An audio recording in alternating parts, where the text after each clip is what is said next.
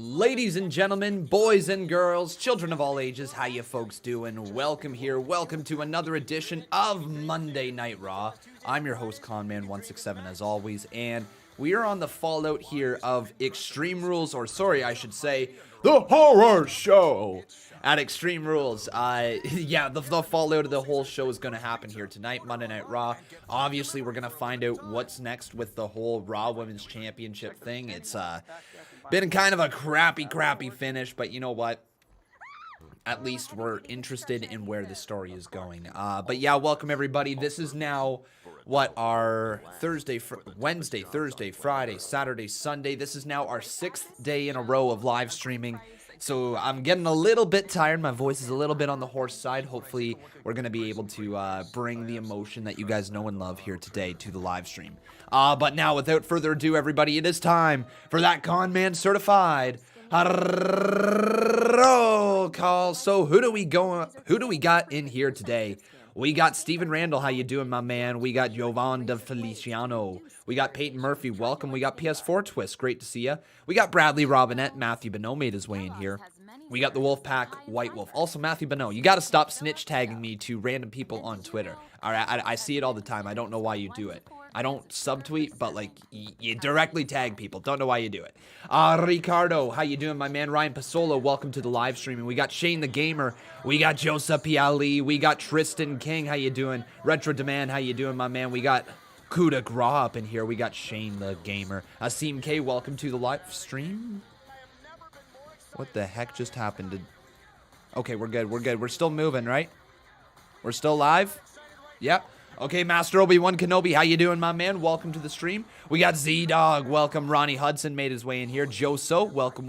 Mr. Tornicane, Oliver, I should say, not Olivier. Oliver, how you doing, my man? We got Claire up in here as well. PS4 Twist, welcome.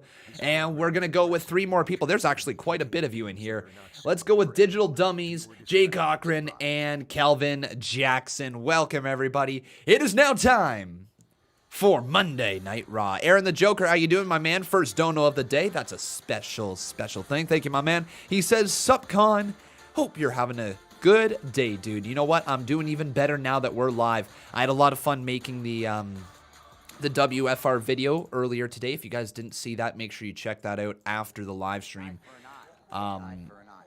Yeah, I've had a really good day so far making videos, but now we're live with my main show, my main squeeze, and my main people up in here because you guys are some of the best people on this planet, and I'm so happy to just be able to spend this many days with you guys. I am getting tired. I will admit that.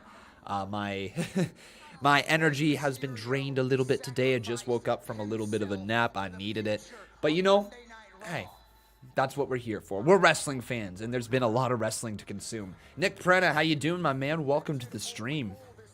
But what did you guys think about Extreme Rules last night? What'd you think? Did you like it? Did you hate it? Were you somewhere in the middle? What were your thoughts? You can let us know in the live chat here today and discuss things back and forth between each other. For me, Extreme Rules was one of those alright meh pay-per-views. It wasn't bad. Was not bad by any stretch of the means. It also wasn't good. And I think there's a big difference there. It wasn't bad, it wasn't good, it was just a filler pay-per-view that had some cool stuff in it. Just cool, I guess. Are we going to sit there and rewatch the pay-per-view? Probably not. Is there any matches that we're going to rewatch? Probably not. The Eye for an Eye match was too disgusting to really want to watch back, especially the ending of it. And just because who wants to watch somebody throw up on their TV screen? Nobody does, right? Nobody wants to see someone throw up on their... Yeah, like they're even showing it in the replays here. I don't know who's thinking this is a good story, but people throwing up on TV is not a thing that makes me want to show my friends and say, hey, you got to watch this. No, it's... So, and of course the horror match, the horror, whatever you want to call it, the swamp fight, that one was decent, I guess you could say, in terms of the visuals. I think the presentation of it and the production of the swamp fight, if it was just like a random promo on Monday Night Raw, would be monumental, because I think honestly it was really well shot. But being the main event of a pay-per-view, it just didn't really have that match feel, if anybody understands what I'm saying. Ronnie Hudson, I did hear about that. Yeah, what Ronnie just said is, did you hear Asuka was originally supposed to retain, but Vince changed it last minute? Technically speaking, Asuka is still the Raw Women's Champion, for anybody who is wondering about that. It has been made official. Asuka is still the Raw Women's Champion. Basically, Bayley and Sasha just stole the title last night. The match didn't really end. It's a way of furthering the feud. I think it's kind of crappy, if I'm being honest, but at least it's a story. Yeah, at least it's a story, right? But yeah, tonight we are also going to get the Big Show in a unsanctioned match against Randy Orton. So that is going to be the main event. And we're also going to see Aleister Black versus Seth Rollins tonight. And Christian, that's right, Christian, Captain Charisma, is going to be on Monday Night Raw here tonight. Oh, but everybody, you know who he is. He's the man who extracted the eyeball of Rey Mysterio. The man who carved the eye out of the socket. It is the Monday Night Messiah, Seth Rollins. And Murphy. All right. The man who puked, you're absolutely right. He spat up chunks on national TV. Good for you, Seth Rollins.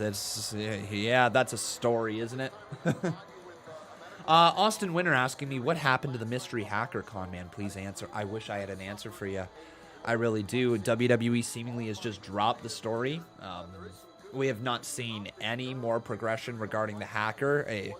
It's sad. Everybody was captivated by it. I don't know what happened. I don't know what stopped WWE from producing more of those hacker segments, unless they want to make the return with actual live fans in attendance. I could see that happening as well.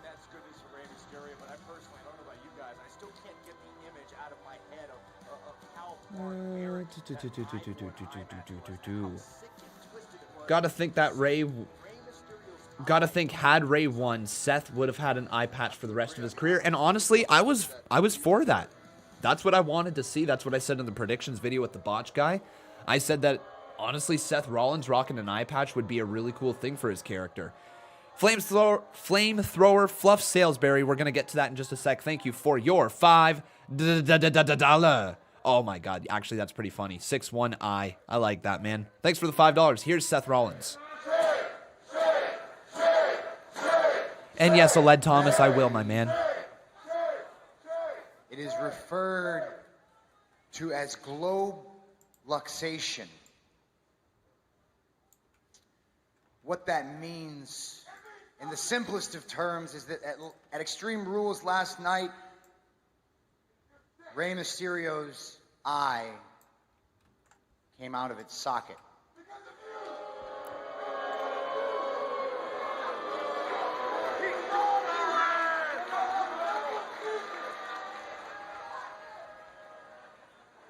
Now let me be honest with you. I understood going into the match what the eye for an eye stipulation entailed. As it was expressed to me, it was understood that to win the match, you had to remove your opponent's eye from its socket. But what happened last night will stay with me for the rest of my life. The visual, please,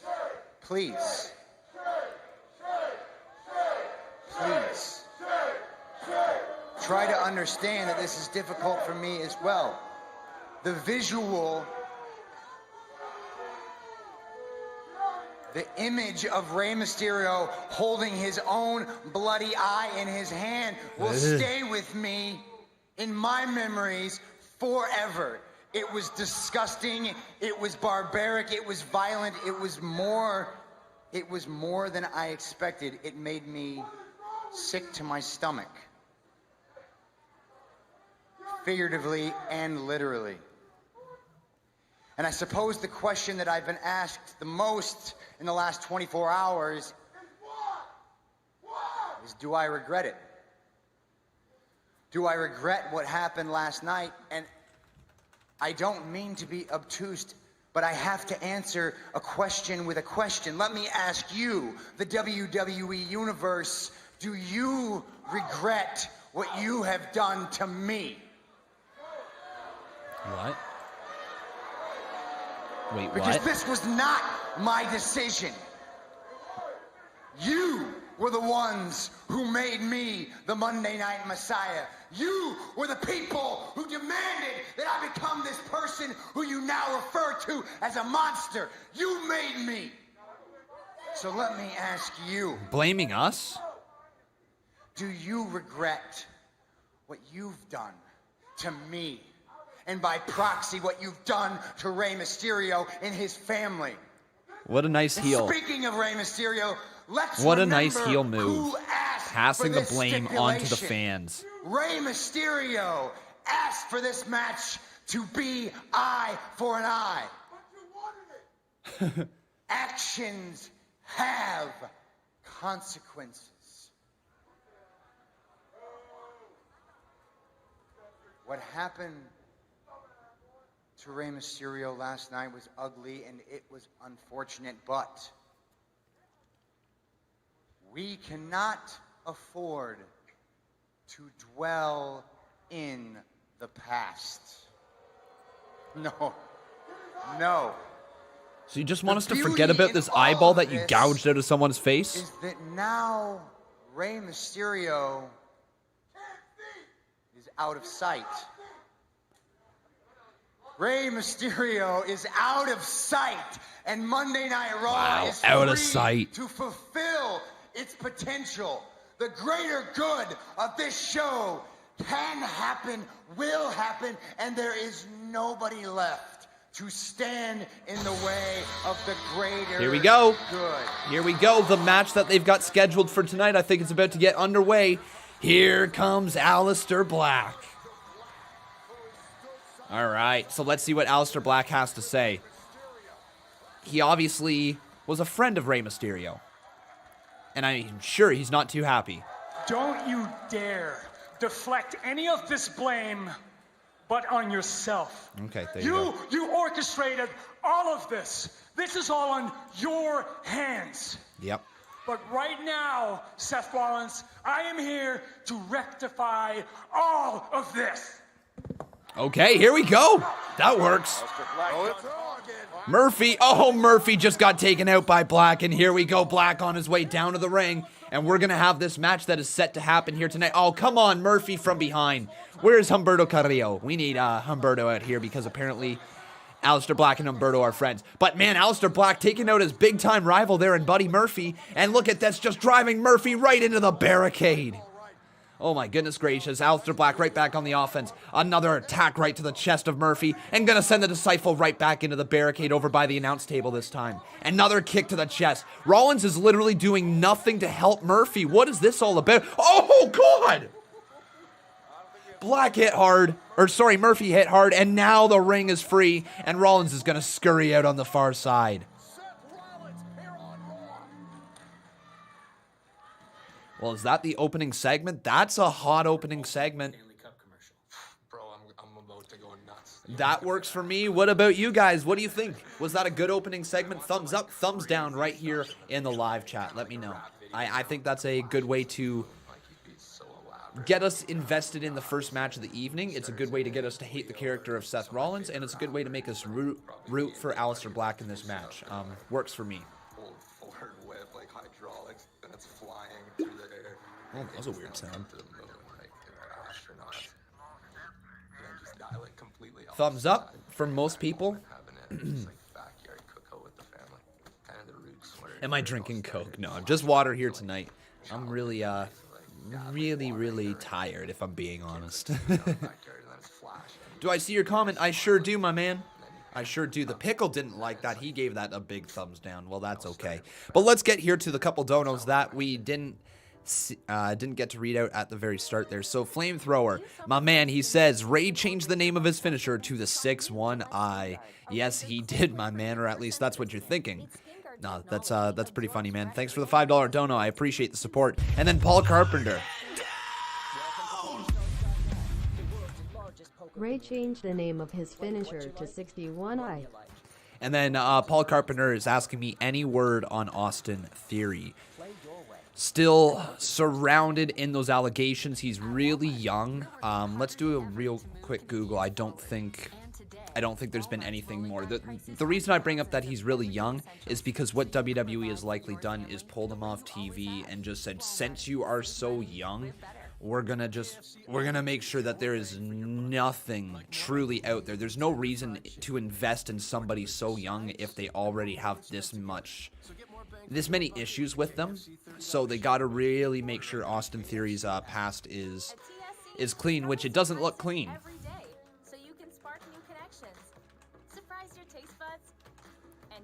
Yeah, so let's see here. The Austin Theory allegations. Shop tsc.ca. Today's shopping choice. What was this? That's June 23rd. I have not seen anything more recently on Austin Theory.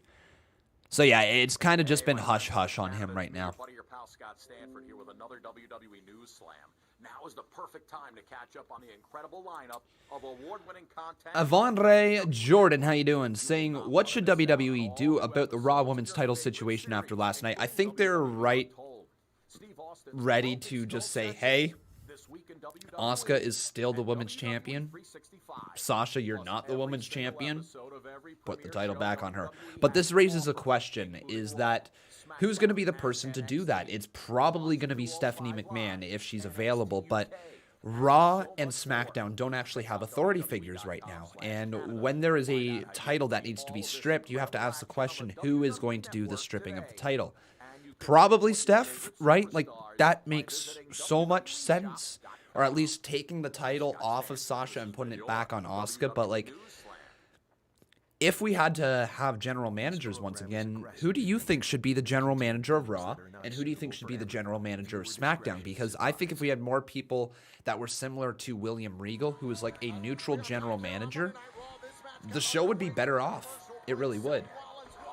But here we go. It is now time for Seth Rollins versus Aleister Black. And we got Retro Demand in here dropping a $3 dono. Thank you, my man. He says, wish to give more. You've given so much effort. Thank you. Well, I appreciate that, Retro. And honestly, dude, you've been supporting this channel over the weekend. I've certainly noticed that, and I really do appreciate it. So thank you. Don't worry. You're helping out a ton. Yeah, here we go. Money talks.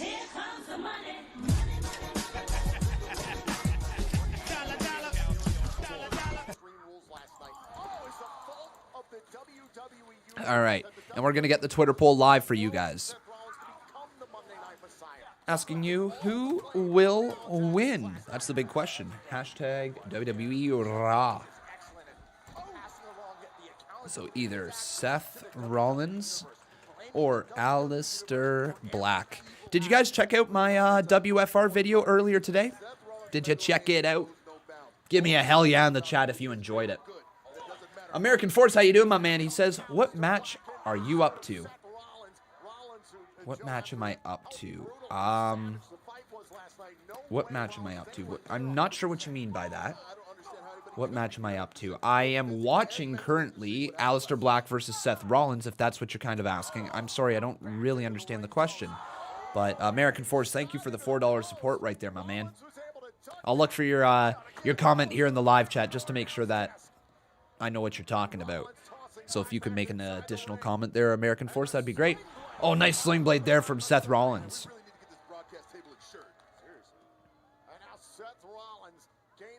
Yeah, I see some hell yeahs in there. That's what I like to see, folks. I really enjoyed making the video, if I'm being honest, and I'd like to make more of them moving forward. So, yeah, I'm really glad that you guys liked it. You think Paul Heyman for GM on both shows? Yeah. It'd be cool if CM Punk could be a GM on SmackDown, and that was the way of bringing him back into the business, but most likely not. Steve Taylor says, well, Vince, Steph, and Triple H are the bosses still at the end of the day, so it makes sense. Yeah, it still makes sense. I'd just like to see an actual general manager. I know WWE feels like general managers have been played out, but the fact of the matter is general managers that make sense and aren't heel authority figures that take away from the product and get an hour of on-screen time every single week, that doesn't need to happen, right? All you need is a babyface GM or at least a neutral general manager who can show up from time to time, not every episode, and only when needed. Kind of, honestly, exactly like William Regal does with NXT. Exactly like William Regal does down there. He adds so much to the show by doing so little. Paul Carpenter, how you doing, my man? He says, Bruce Pritchard for the SmackDown manager. I mean, Bruce Pritchard is doing so much right now. He's kind of running both shows. I feel like putting him on screen would just be one of the worst things he could do. I really believe this. If you are the head writer or the person in charge of the show, you should not be an active performer on the show.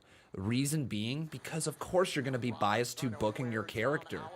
Sure, you might book other characters really well, but you're going to be biased into what you book on your own character. It's why every time that Shane McMahon was around, of course Shane McMahon was going to be on every single episode because, well, he was pretty much at the head honcho there. I know other people were writing the stories, but if Shane McMahon is on TV, they're like, yeah, we're going to write everything for Shane McMahon.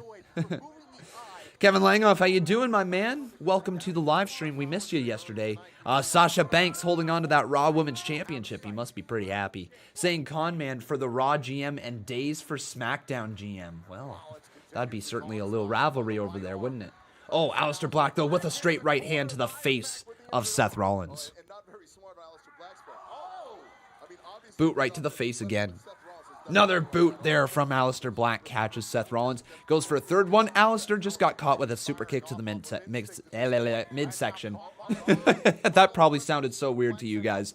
I apologize. English is not going to be pretty good here today. Over the top rope goes Seth Rollins. Aleister, though, continues swings for the fence. Springboard. Misses that one. Aleister, again, another forearm right to the face. Why does he keep throwing that arm? He's clearly got it hurt. Yeah, Aleister doesn't seem too smart right now. He's throwing a bunch of moves with an injured arm. But fighting through it, man. Stop throwing your right hand there, Aleister. It's clearly hurt. Oh, misses the moonsault, though. There is a poll for this match. I apologize. I just didn't put it up on the screen. Black Mass, what? Black Mass out of nowhere, and Aleister Black is going to bring Seth Rollins back towards the center of the ring. Oh, he can't. Come on, Murphy. Murphy runs into the knee of Aleister as well. And, oh, Seth Rollins rolls to the outside of the ring. Samoa Joe would be a good GM. You know what? I agree. Black Mass to Murphy. And we're going to go over the commercial break again. So this first matchup getting actually a decent showing. We're at 8:21, so we've already reached 2 commercial breaks. This might be a long night for commercial breaks, everybody, if we're being honest. If they've already ran 2, it most likely means they're going to try to run them every 10 minutes. And, yeah. That's something. I guess that's something. Yeah. TCS Gaming says, my bold prediction, Triple H comes out during Sasha's championship celebration. Is there a championship celebration here tonight? I'd love that if there is, to be quite honest, because she's not the champion. She's just not the champion, so it'd be really entertaining to see them be heels celebrating over the top and then just see somebody say, no, that's not your championship. You didn't win. Oh my goodness, my water's already almost out. We've all got some miles to make up. Miles to the job site. The campsite. Ahmed Yusuf says Drew McIntyre challenging Randy Orton at SummerSlam for the WWE Championship tonight. You think Drew McIntyre is going to challenge Randy Orton? I think if anything, it's going to be the other way around, where Randy Orton eventually finds a way to either attack or challenge Drew McIntyre. I think, though, here tonight, Randy Orton's going to be a little preoccupied as he has a match with The Big Show in the main event. Aled Thomas asking me if I'm ready for Extreme Rules. You know damn well I'm excited for Extreme Rules, the CMU edition, which is going to take place this Wednesday at 3:30 p.m. Eastern Standard Time. Matthew Beno says, Con, I was reading something that Ali was at the Raw tapings. That doesn't surprise me. It doesn't surprise me. Both SmackDown and Raw are emanating from the Performance Center right now, so that's honestly, that makes a lot of sense. Why he would be at a Raw taping or why he'd be at a SmackDown taping. You know, Vince McMahon probably doesn't have a clue what he wants to do with Ali right now. He's a babyface who's being kept off TV because he's either the hacker or they don't know what they're doing with him, or he's got some unknown injury right now at the moment. I don't know what's planned for Ali. Could be Raw, could be SmackDown. He's been moved back and forth between Raw and SmackDown on the Superstars page, so yeah. You think Ali should challenge Drew McIntyre for the WWE Championship? Don't you feel that's a little soon right now? It's probably a little too soon.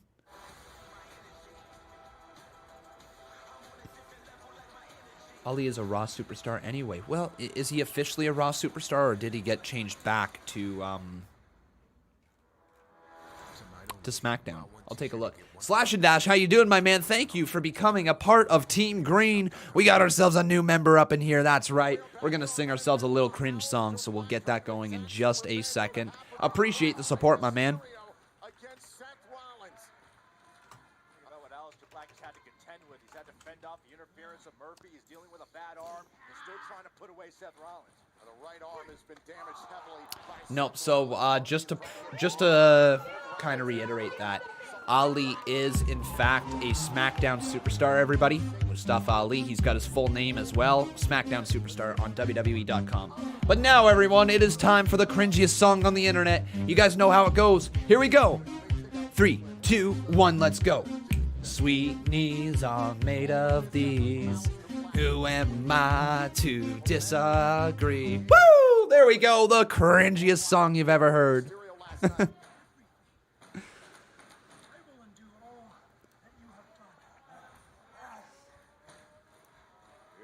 Oh, Aleister Black looking for the black mass on Rollins. Goes for it. Roll up from Rollins into the cover. Count of 2. Kick out by Black. Another black mass attempt. Super kick from Rollins. Catches him right there. Backs up again. Another super kick to the face of Aleister Black.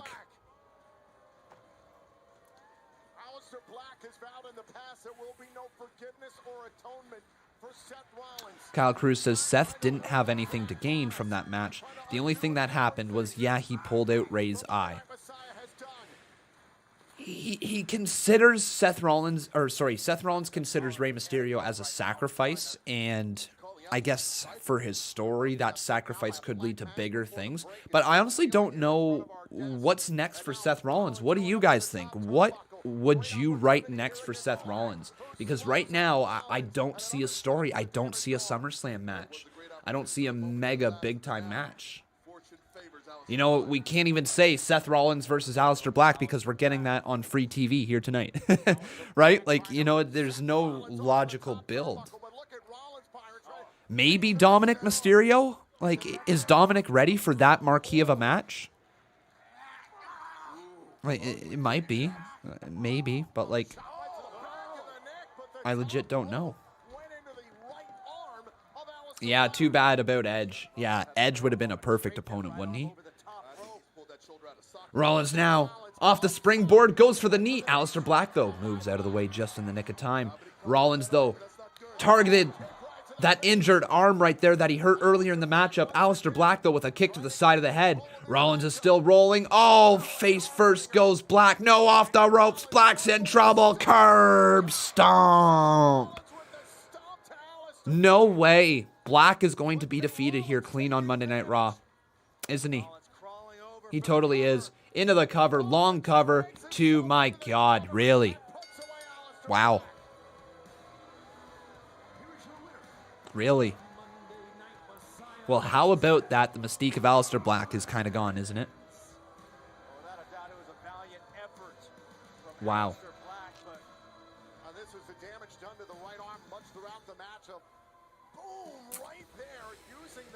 Yeah, I guess it wasn't clean. Yeah, that's true. It wasn't clean. But I'll tell you what, the finish of the match was clean. Aleister Black fought off Murphy, right? But I guess, you know, the numbers game was a little much. That's a tough one to argue that it wasn't a clean finish, because it was a clean finish. There was just some screwy stuff that happened in the middle, right?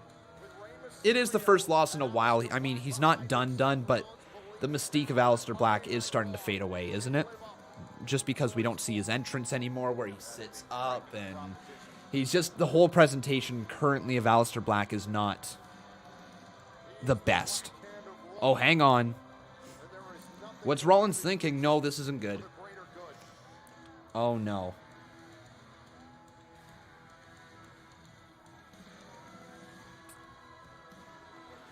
Sending Murphy back inside the ring. No, come on. Murphy going right back on the attack of Aleister Black. Who's going to come save him?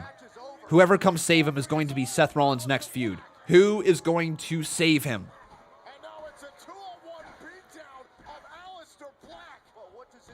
Okay, who do they got? Who do you guys expect to see come out? Anybody? Or is it just going to be a straight-up decimation here of Aleister Black?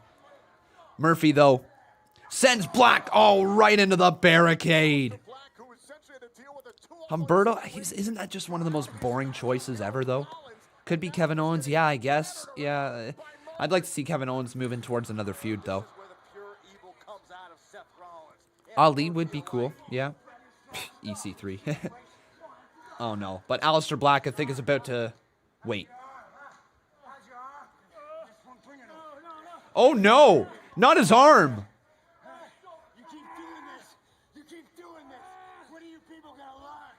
No! Slamming Black's arm into the steel post.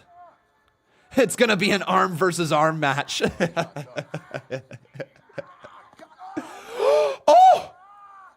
Oh, that looked like that really hurt. Oh no, Black. That looked like that really hurt. Look at Joe, though, not scared at all. I like that about Samoa Joe. No selling Seth Rollins. Ugh. Come on. Just targeting the arm over and over again.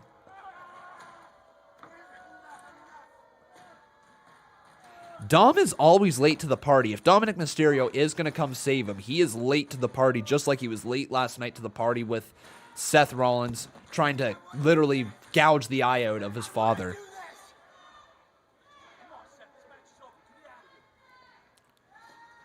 I don't know if Samoa Joe is just continuing his character or if he's trying to set up a feud with Seth Rollins. But if you notice, Seth Rollins is always being stared down by Samoa Joe. Oh my God, stomping on the arm of Black. No, on the hand. No, is he going to do a curb stomp on the hand? Who is here to save you? I will tell you who, your Messiah. No! Oh, a curb stomp on the hand of Black.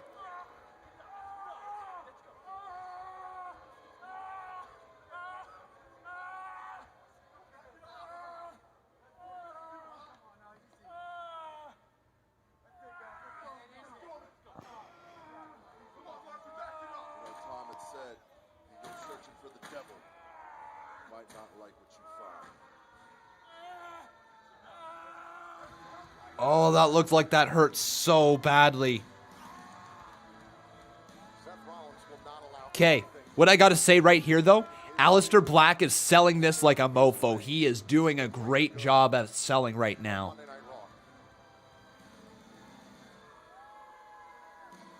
But yeah, no help for Aleister Black here tonight. What's that all about? No help at all. All right, everybody, welcome back to the live stream. If you're just tuning in, make sure you leave a like on this video. Also, making sure you are subscribed to the channel. A lot to come here tonight still. We are only a half hour into the show, so still 2.5 hours ahead of us. We are going to see Kairi Sane face Bayley here tonight. And from what I have heard, everybody, some sad news that tonight is most likely going to be one of the last matches, if not the last match, of Kairi Sane in the WWE. Let's make sure that I can give you guys the correct info here. Now, MVP thought differently of the situation. To forfeit. Your new United States champion is... So yeah, here we go. So from CagesideSeats.com, today, July 20th, is Sane's final date with the company, which means the 2 episodes of Raw, tonight and next Monday's being taped at the Performance Center, are the last of her we'll see for a while. Kairi is said to be leaving on good terms and will remain part of WWE's extended family. There was supposedly talk that she could serve as an ambassador for the company in Japan, but if that's the plan, we'll likely have to wait until COVID vaccine is available to find out. So that's what the article says. Oh my God, Ron Simmons! Damn!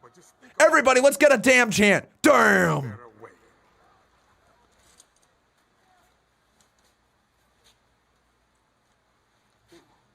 Talk about that. Yeah. Hey, True. Check this out, man. Hey, I'm glad you came. We just wanted to talk to you, man. There's no Our truth, need okay. for all that, man. Bruh, ain't no telling with y'all, man. Ain't no... Whoa, man. Oh, that's a pretty nice replica right thanks, there, Jeffrey you know what Brown. I'm saying? This is the new United States Championship title right here. This is legit. I mean, it's new, but ain't the real one. You know what I'm saying? Like, Apollo's the real champ. We all know that. You know what I'm saying? No, we don't all know. I beat Apollo. I'm the United States champion. Right, I get it. Champ. You know, I get it. Me and Lashley was just about to head to the ring. And we Truth thought calling it him out. awesome if the 24/7 champion joined us. Absolutely not. Bruh, I don't want Bobby to put me and Nelson from Simpson again. Dog, it actually hurts. Did you know that? Man, it's called Full Nelson. And what MVP was trying to say is the new 24/7 champ. Bruh, that's me, man. What? Oh, what the hell? Oh my God, Shelton Benjamin 2? 3, did Shelton Benjamin just join Lashley and MVP? So like I was saying, me and Lashley were about to head to the ring, and champ the champ, would the new 24/7 champion care to join us? Absolutely.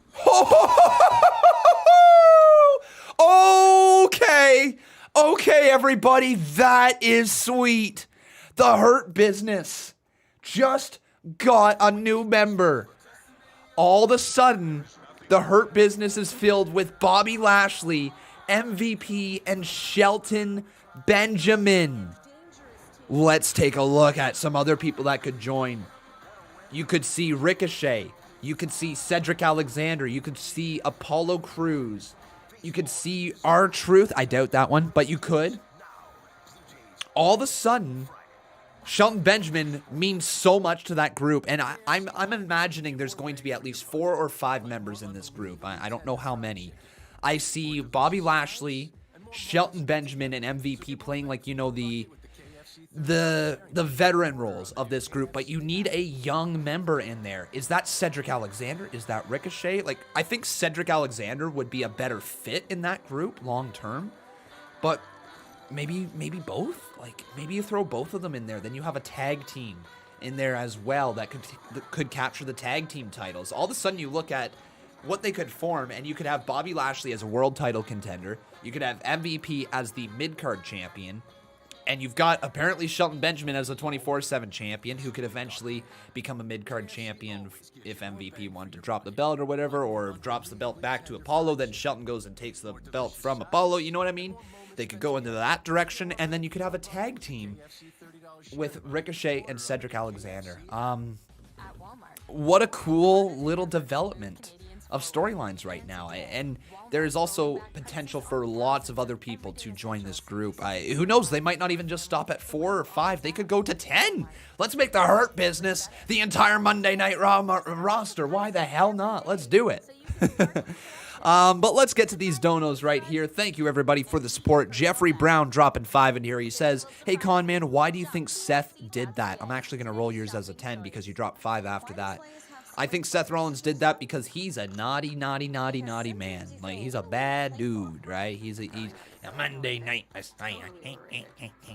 You know, he's a mean man. That's why Seth Rollins did that.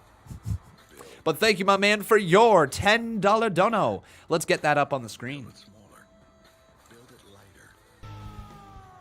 Hey Conman, why do you think Seth did that? A lot of people in here saying Big E should join the Hurt Business after he squashes Kofi.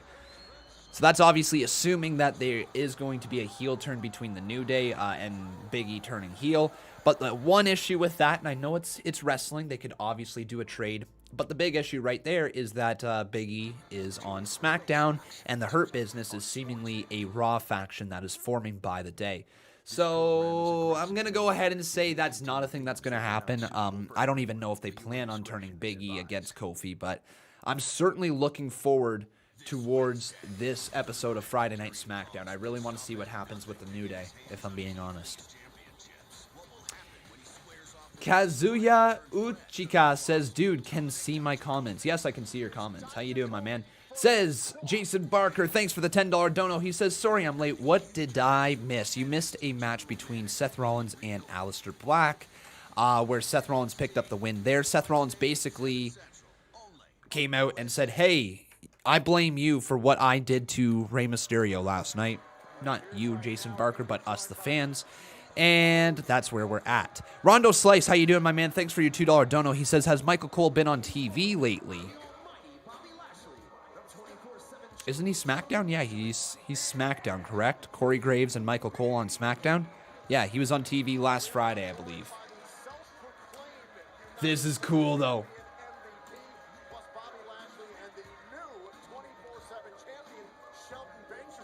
Okay, it is still MVP's entrance theme. I was wondering if they had a new theme song, but still the same theme here.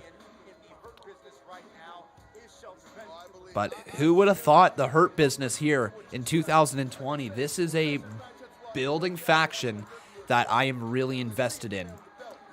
The 24/7 Championship on Shelton Benjamin.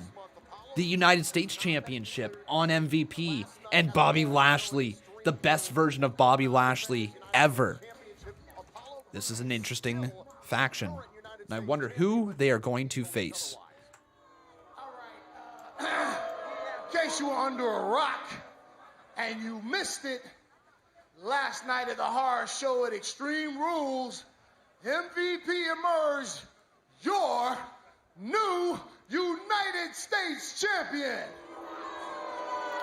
And No, I can't show the matches. Copyright rules prevent that, my man. 2 weeks ago on Raw, the CEO of the Hurt Business, the almighty Bobby Lashley, ragdolled Apollo Crews so badly. No, Botch guy. He still technically won the match. Nah.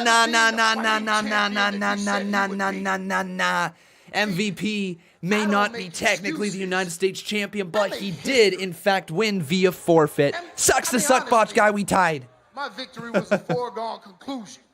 So it didn't matter whether Apollo showed up or not. But once we get done beating up on Dumb and Dumber, Ricochet and Cedric Alexander. Okay, so they are going to face Ricochet and Cedric. I wonder if Cedric turns tonight. They just don't listen. When we get done with them, we're going to jump in the whip, head to the after party, and celebrate this championship goal. How about that? Here they come. Wow, really?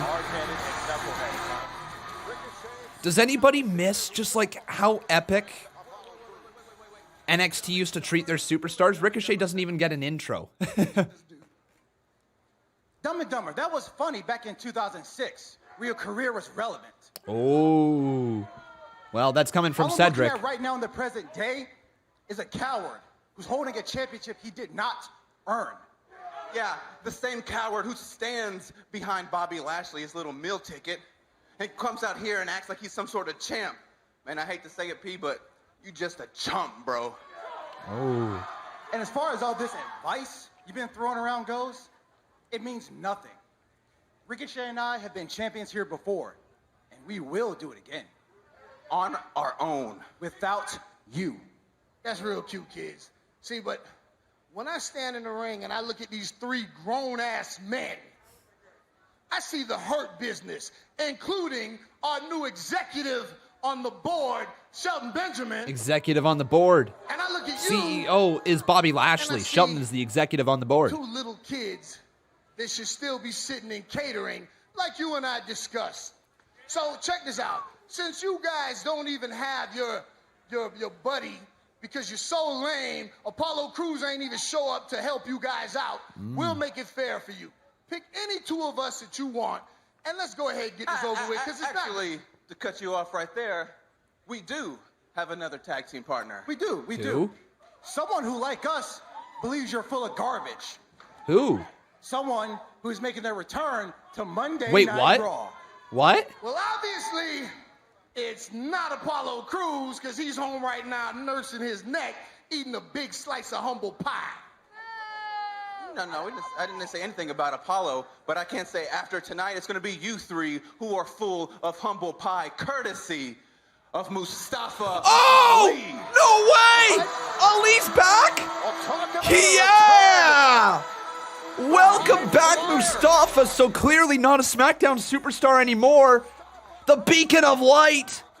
He's a going hard tonight, and Ali is back, so it looks like we're going to have ourselves a six-man tag team match. Ali, Cedric Alexander, Ricochet versus Lashley, Shelton Benjamin, and MVP. Oh, there's a super kick from Ali. There's a super kick from Cedric and Ricochet. And this match is getting underway here. Cedric jumps over top. Ricochet takes out MVP. Shelton Benjamin sent over the top rope and down to the outside. And the two-fly crew is taking out the Hurt Business here. Oh, double hat and back spring there. And the three of them in the center of the ring looking dope as hell. All right. So, Ali, welcome friggin' back. That's cool. What do you guys think? Have you missed Mustafa? Have you missed him? Give me a big thumbs up in the live chat, or thumbs down if you missed him or didn't. Because Mustafa Ali is back. Lots of people asking about the hacker storyline, okay? It seems that WWE completely scrapped that storyline. It really does. It might eventually come back when there's live crowds, because it was a really captivating storyline, but it seems for the time being, WWE has in fact scrapped the hacker storyline. With Ali returning though, question is, do both Cedric and Ricochet turn on Ali? Or is it just Cedric that turns on Ali, and then Ricochet is going to be the man who has to try to talk some sense into Cedric? I don't know. I feel a heel turn is coming in this match, though. When I see a great price badge, I trust it. When I see a great price badge, I know that I can trust it. Cool. But let's quickly refresh our boss battle totals here, because I believe, ladies and gentlemen, yes we do, we've got ourselves a new boss, and his name is Jeffrey Brown. So Jeffrey Brown, my man, thank you for the support, and you, sir, have become a one-time Boss Battles champion. What sets us apart is knowing our customers personally. Jeffrey Brown. Who they are. One time. Love it. And what's essential to them. Because to us, the best advice is personal. If there is a turn Ali would turn, that would be different. I think that would be probably one of the worst things they could do, if I'm being honest. Ali is such an easy guy to root for. He's lovable. And that's difficult to truly find in this day and age. Finding somebody that pretty much unanimously most people across the board are going to root for. Ali is one of those individuals that could very well be a big babyface star inside of the WWE. All right, we got a couple donos right here. So first up, let's get Jason Barker's on the screen. Thank you, my man. Behold the king. The king of kings. Yeah. On your knees, dog.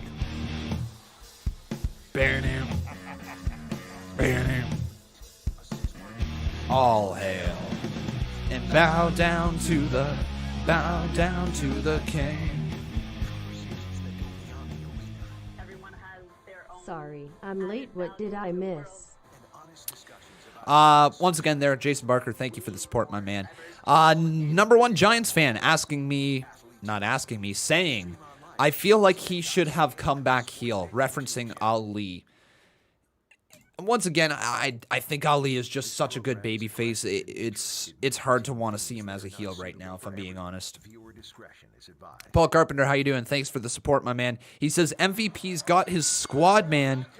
He goes back with both of these guys in 2 different businesses. Also, MVP won his first U.S. title from Shelton Benjamin. Well, there you go. The history right there. Thanks for the little history lesson, Paul Carpenter. Appreciate it. And then Retro Demand says MVP group should be called the BLM as an honor.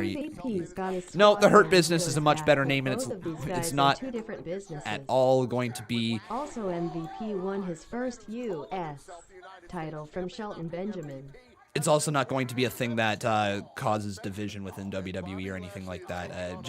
It's not needed at the moment. I don't want to come across as somebody who's saying it's not needed, but it's just not needed as a tag team name in WWE when most people are watching WWE as a escape from the real world, if that makes sense. Oh.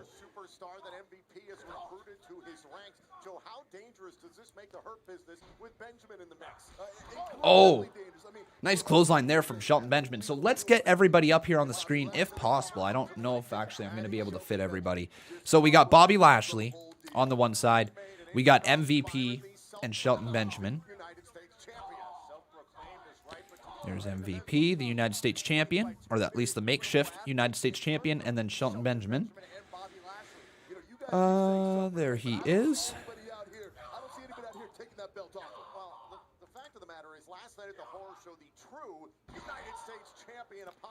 Okay, let me see if I can do quick math right there, botch guy. So 537 times 3. So that is 1,714. Oh, come on. One sec, let me write this down. My brain did not work there. I had to just like a giant brain fart. Okay, so 537 times 3. There you go. So you got yourself 1,074, and then add another 537 to that. 9, 10, 11. Oh, God. Screw you, botch guy. I don't want to do quick math. I'm not doing it, man. I'm not doing it. No. No, I'm not doing it. I don't want to come across as an idiot. Oh, my God. Calculators were too much my friend growing up. Quick maths, not my thing. Into the cover, Shelton Benjamin, forearm across the face there, and Cedric Alexander is gonzo. Yeah, you're going to fry my brain in front of everybody, and I am not rested enough to be able to deal with that. It's...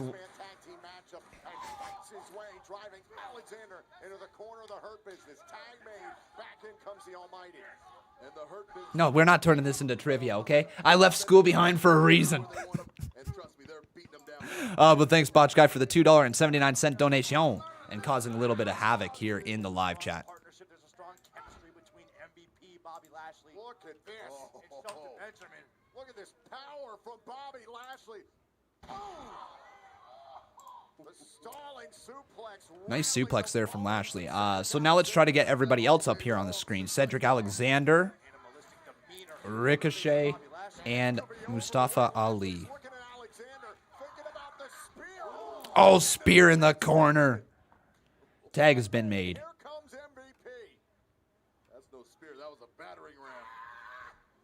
Oh!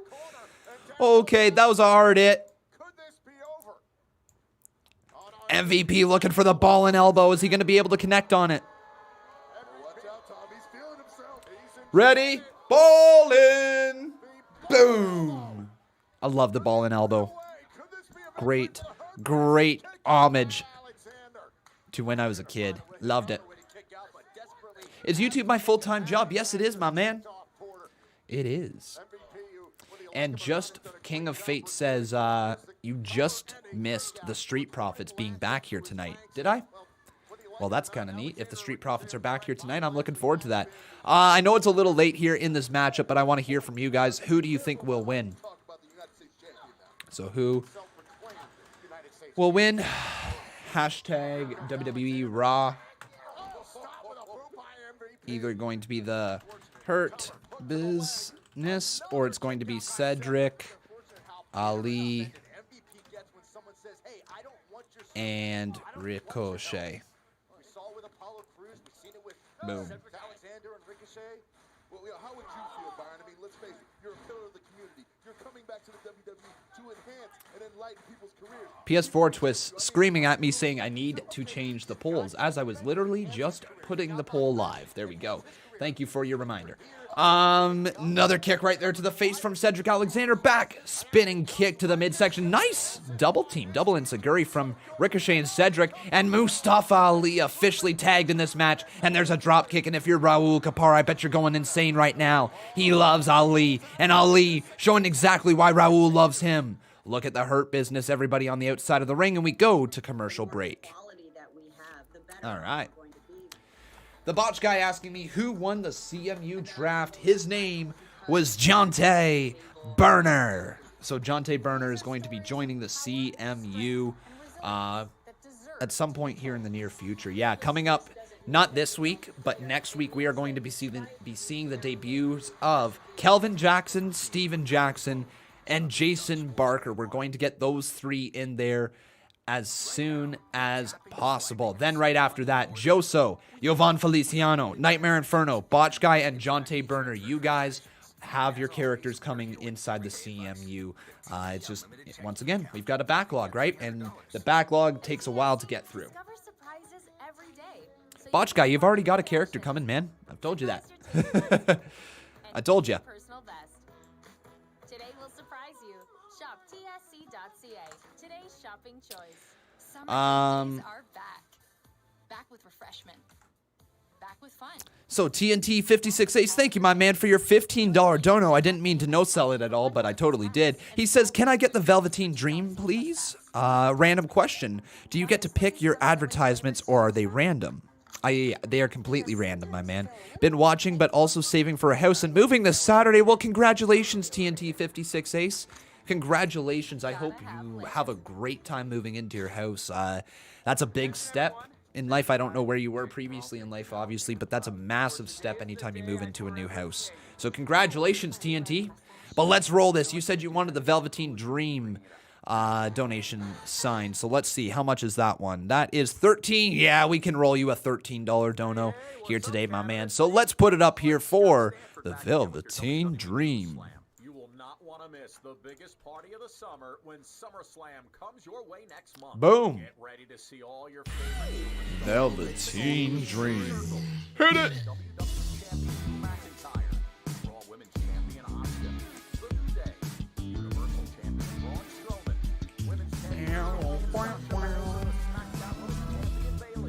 Joso asking me, do I have a goal this year? Kind of. No. One sec. Can I get the Velveteen Dream, please? Random question. Do you get to pick your advertisements, or are they random? Been watching, but also saving for a house and moving this Saturday. Congratulations once again, TNT Ace. What was it, though? I was responding. Do I have a goal this year? Yeah. So, like, I don't really have any physical goals. Like, I don't have a subscriber goal. I don't have a goal like that. What my real goal is in hopefully 2 years' time, 2.5 years' time, somewhere in that range, 2 to 3 years' time maybe, at the most. I'd like to be able to afford a house at that point. So that's kind of my goal over the next couple of years, to continue saving, continue reinvesting in this channel, and continue developing my future. If we're being honest, I know my whole future is not sitting here talking to you guys about wrestling online, at least not in this current format. It's probably not going to be my whole future. Yes, it's a fun thing that I love doing, and I love being able to be here week in and week out and talk wrestling with you guys. But there's more on the other side here. I want to build a business. I want to move towards bigger and better things as well. And hopefully within the next 2 years, that is going to be a reality. And then obviously it would be amazing to be able to move into a house that I can call mine. I'd love to be able to do it, but got to keep saving, got to keep working my ass off, and got to keep producing great content for you guys. That's my main thing. All right, Jason Barker, how you doing, my man? Thanks for the $5 dono. By the way, TNT Ace, you're the new boss. Jason saying, when do you think I will debut? Well, I believe you're going to debut not this week, because this week is the CMU Extreme Rules, but probably next week. That's what I'm thinking. Thank you, Jason Barker, for your $5 dono.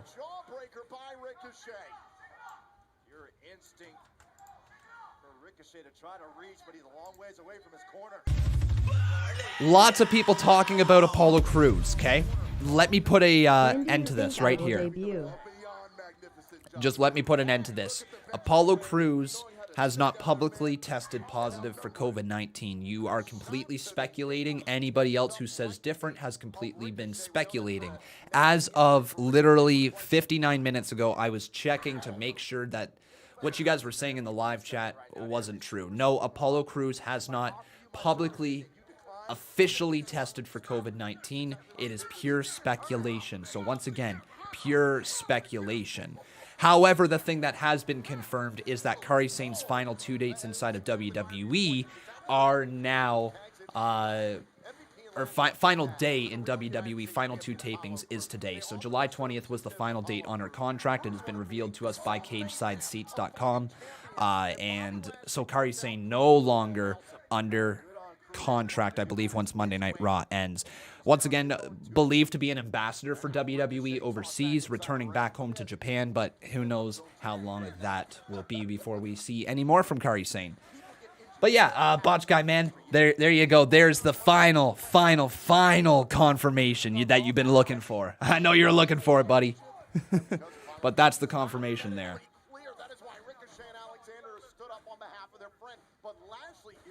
Hey, Wolfpack Matthew Grantland, how you doing, my man?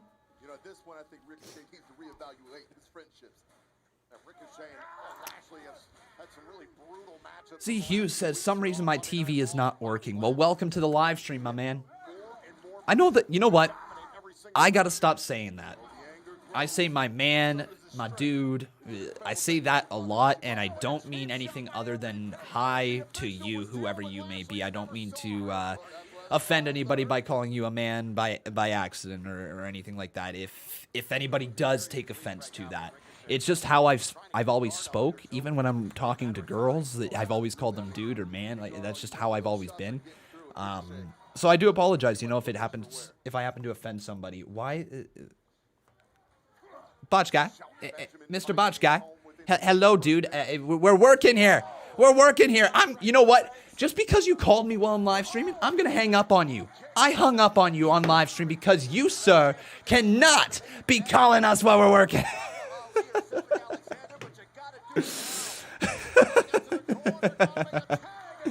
Oh, I love you, man. I'm just joking around with you.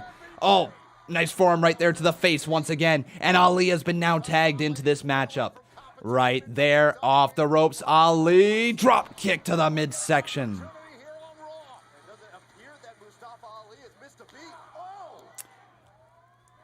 Yeah, exactly. Ali, though, rolls right back into the corner, ducks underneath, enziguri to the side of the head of MVP. Rolls through once again, facebuster. It's been a while since we've seen that facebuster from Ali as well. Into the cover, count of 2, kick out just in the nick of time. Actually saved by Bobby Lashley as well. Lashley, though, can't get that. Up and over the outside of the ring. Ali just sends Bobby Lashley. And if this was... Oh no, Lashley just got caught. Cedric Alexander just got caught as well. No freaking way. Oh! Cedric Alexander, Ricochet, and Ali. Man, these guys are killing it as a team. Here comes Shelton Benjamin as a big boot takes Cedric Alexander's head nearly off. Moonsault delivered, knocking back down Shelton Benjamin. Retro Demand says, Conman, you do use everyone in CMU Dark, though, don't you? CMU Dark no longer runs. We combined it all into one show. It was way too much for me to manage. 3 shows a week was like far too much. We reduced it right back down to 1 show a week with 10 matches. And the overall production of the channel has been so much better. Much more content has come to the channel, and I've been a lot happier. Oh my God, Ali with the 450 splash. It's not the 054, it's just a 450, but it's enough to pin MVP. Ali, Alexander, and Ricochet win. That's a huge win for Mustafa Ali.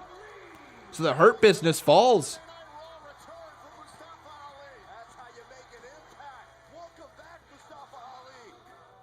Hey Chris Adkins, how you doing, my friend?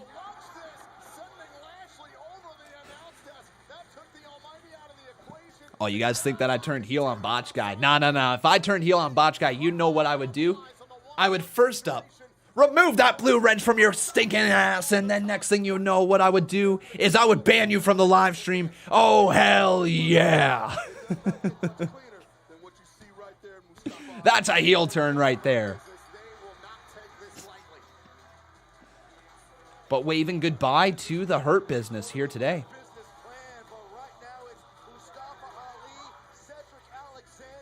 I'ma go hard, I'ma go hard. And that's the bottom line, because Conman said so. That actually rolls off the tongue really well. I might have to start saying that a little more. Main event, though, everybody. Tonight, unsanctioned match. Big Show versus Randy Orton. Are you guys excited? Yes or no in the live chat. Do you ever think to yourself about those moments back in time, those moments that may have changed your life? I do.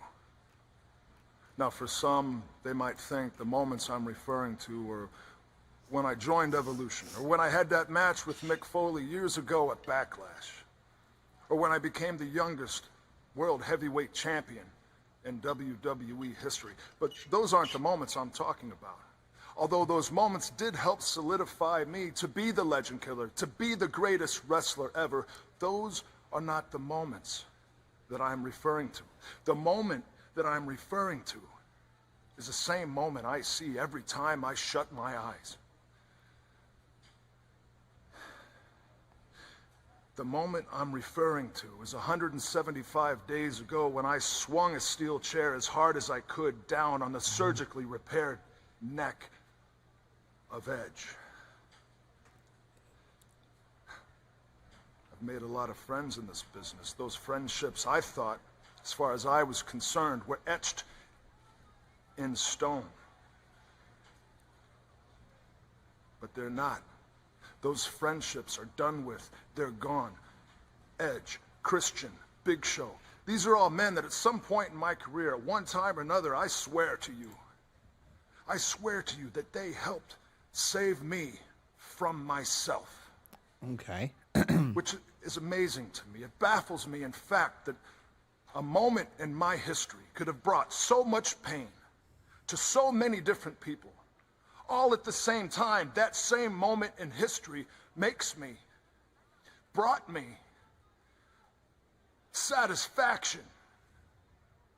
It felt good when I stood over a convulsing body of a man that paved the way for tons of WWE superstars in the locker room.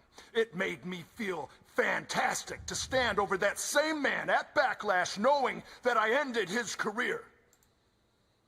And the night after, that man's best friend came to his aid, and where was I? I was right there in that ring to put a stop to it and ruin Christian's chance at one last match. And tonight, with the Big Show, I will punt kick him in the skull, and I will enjoy immensely ending his career.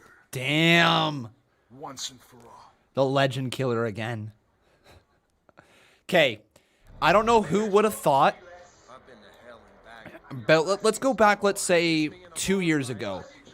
Who here would have legitimately thought that Randy Orton would revert back to the Legend Killer gimmick at the end of his career. It seems like such a thing to be at the start of the career, right? To be getting rid of all these legends. Not very often does a character arc go right from the start where his character is the Legend Killer, have a full career, and then find once again a way to wrap back to the start of his career with that same gimmick against the legends that were built up from his entire career. It is such a good story. It really is. And Randy Orton has been one of, if not the best things going inside of WWE for the last little bit now.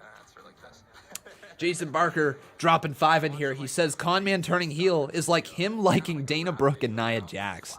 Yeah. It'd be certainly a thing that isn't likely. Let's just go ahead and say that. It's not likely. I don't even know if I would...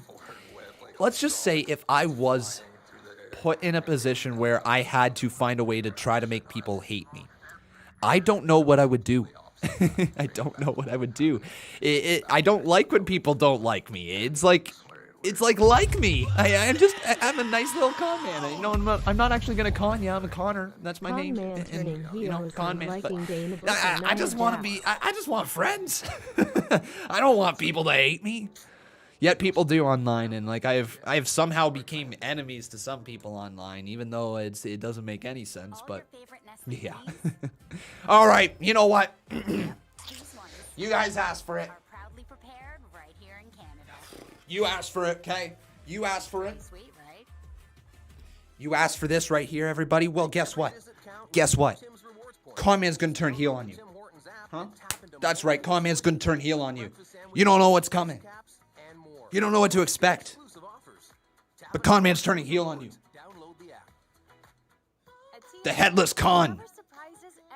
That's the new heel character, the Headless Con. That's right, all you get to see is this shirt. That's all you get to see. I know you guys like my face, but now Conman's a heel, so you don't get to see my face. The only faces you're allowed to see are the face of a face. The baby face Conman. Conman is the biggest babyface in the world, but Headless Conman is the biggest heel in the world. And now I'm going to rip you all to shreds because Conman now has officially turned heel because he's wearing his hat forwards. Let's get into this. TT Skull, more like TT Dull. You're so dull, I don't even want to talk to you. Boom, roasted. Gaming Boy, more like Lamer Boy. Boom, roasted. Get out of here. Just King of Fate, more like just can't even spell my name correctly. Boom, get out of here, roasted. Ahmed Yusuf, more like Ahmed Pukif. You're out of here, roasted. Get out of here. Joso, more like get a better name because your name isn't funny enough. Boom, roasted. Waleed Hijaz, more like no, your name also isn't funny. Get out of here, you suck.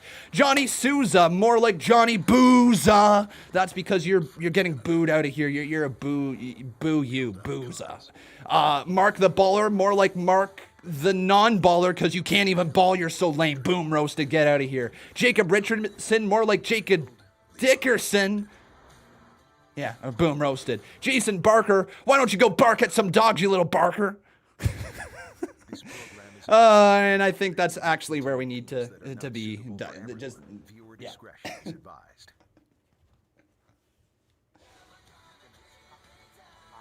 Oh, Ron Simmons is back. There we go.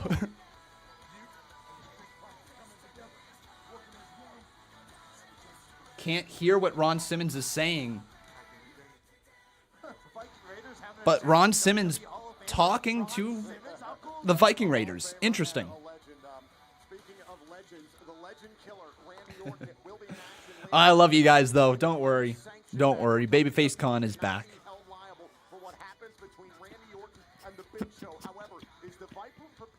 Oh, I love you guys. Seriously. Like, I can't turn heel. It's just not a thing.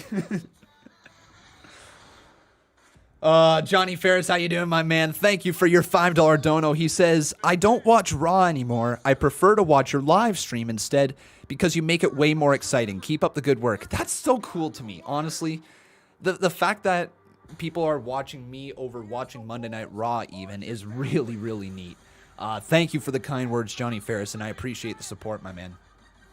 Joso says, why you end my career con? Joso like that. Get a better name.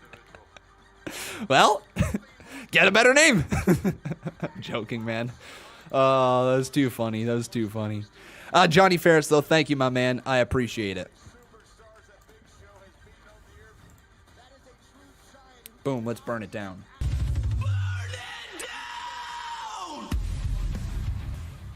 I don't watch Raw anymore. I prefer to watch your stream live instead because you make it way more exciting. Keep up the good work. TCS Gaming says, I'm having a brain fart. What's Kane been up to? Is he a producer right now? He is actually the mayor of... what county? Knox County, I believe. Yeah, the mayor of Knox County. Yeah, so he's actually a mayor. Like, he's in charge of a place. Believe it or not. Paul Carpenter, thank you for the $5 dono as well, my friend. I do appreciate it. Knoxville. Oh, not Knox County. Knoxville County. Whatever it's called. Knox or Knoxville. Something with a Knox in it.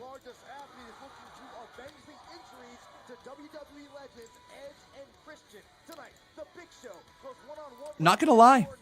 I am somewhat looking forward to Big Show versus Randy Orton. I like the fact that it's the main event of Monday Night Raw, and it wasn't a heavily featured match at Extreme Rules. I like it. Against the legend killer Randy Orton, joining us right now. Oh, here's Christian. His home, the legend Christian. Christian from his home. Thanks for having me. Now, Christian, just over a month ago, you were involved in an unsanctioned match with Randy Orton. Now, this match quickly turned into a plan that materialized between Ric Flair and Randy Orton, which you found yourself low-blowed, punt-kicked, and stretchered away. Now, the question begs to be asked, how have you been since that night? Joe, I don't need to tell you or anybody else that Randy Orton is one of the very best to ever do this, if not the best. I knew what I was getting myself into that night, but I wasn't expecting what happened. Weaponizing a two-time Hall of Famer, taking the respect that I had for Ric Flair as a fan, as a friend, as a professional, and using that against me it doesn't get any lower than that. I will never look at Ric Flair or Randy Orton the same. And to be honest, I'm not sure I'll ever be the same. And touching on that subject, even though I know it's very difficult, can you expand on your health? And in doing so, I mean, tonight Big Show finds himself in a very, very similar situation to you where he is also in an unsanctioned match. And I have to know, do you feel this will be another trap sprung by Randy Orton? I mean, it's no mistake he sprung the trap on you. To answer your question, Joe, the healing process is steady. Some days are better than others, but I'm not going to lie to you. I don't feel good. Not at all.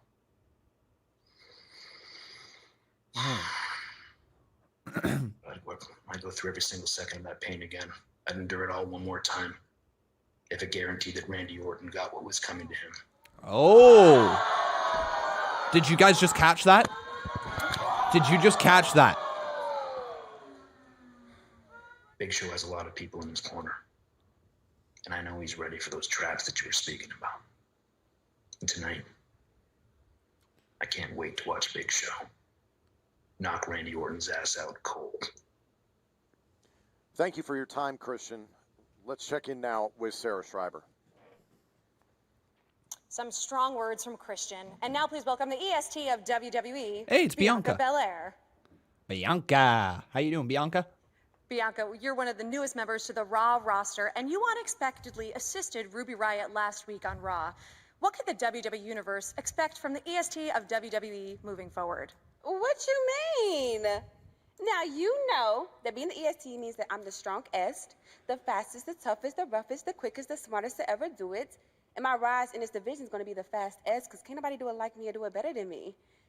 And you know what? Since I had a little time last week, I just wanted to show up, show out, help my girl Ruby out, play the nice-est, and put the thirsty-est team in the locker room in their place. And Oklahoma. This has just turned into the longest Peyton interview. Royce. Sarah, sweetie, I know you've got other things to do, so you can leave. You can skedaddle. Okay. Just Peyton, no Billy Kay. You know, I knew you were the nosiest of all time. But you're also the dumbest for sticking your nose where it didn't belong. You know, you really should have found yourself a partner with a better win-loss record. It's funny that you mentioned that, because Oh, Ruby Riott. we're standing, Thomas Lopez, thanks for subscribing. last week it was win-win, loss. Oh, where's your partner? Is she imaginary this time? Hello, Meg. No. Hello. That's really cute. Billy is off handling business in the land of mind your own beeswax. Got it. Got it. Let me remind you that I've already beaten you once before, so you should save yourself the embarrassment and just forfeit. And you, a little tip coming from me, maybe it's time you start talking less and thinking more before you wind up like that trash, Liv Morgan. Oh, And say you her can name learn- again. Oh, Say her name oh, again. more Okay. Oh. Girl. Say her name again, Ruby Riott said. But you know what? I like this. Oh. So wherever your little friend Billy done ran off to, I hope she enjoys watching you get whooped in a way that only can be described as iconic.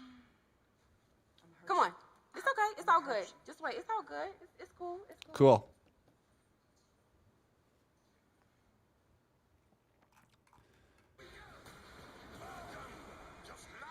All right, we're going to get to a couple donos here in just a sec. The thin crust of Little Caesars thin crust pizza hiding under all those edge-to-edge toppings? It's shy.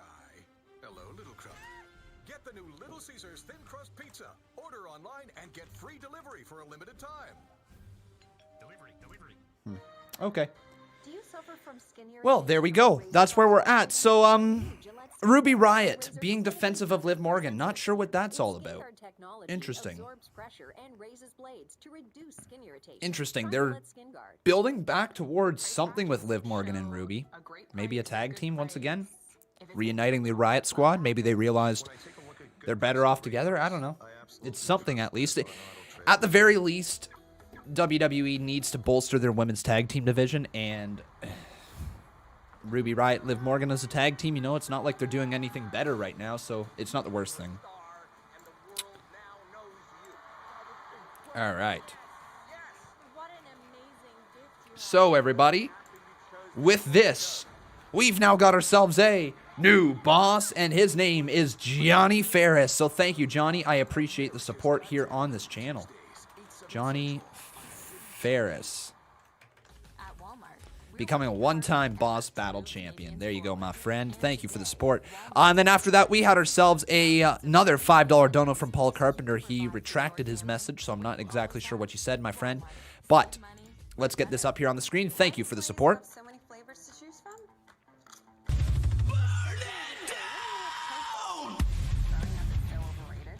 Totally overrated. Jason Barker, how you doing, my friend? Thanks for the $5 support as always. And you said your channel is growing, Con. You have over 500 in here. Yeah, humbleness about to kind of show here. Unfortunately, I used to have a lot more people in here, if I'm being honest.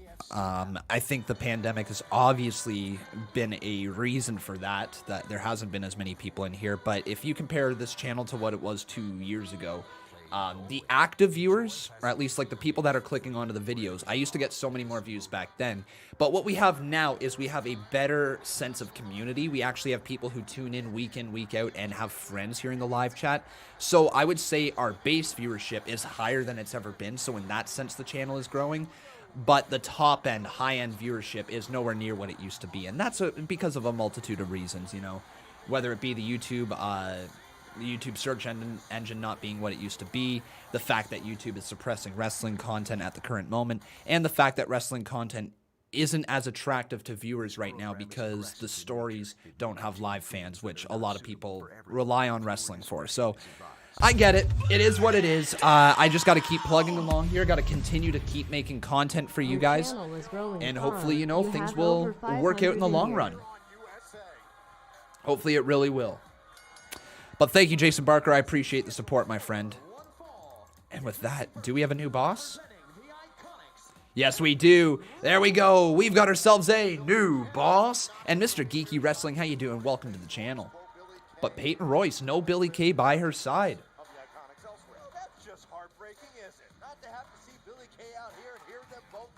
Let's get Bianca off the screen.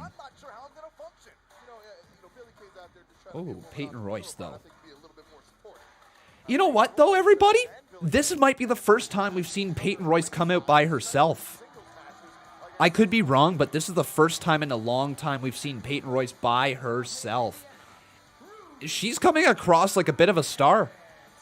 I would actually like to see Peyton Royce win this match by herself over Ruby Riott, continue the fall of Ruby Riott, and then maybe that's where she is going to meet back up with Liv Morgan.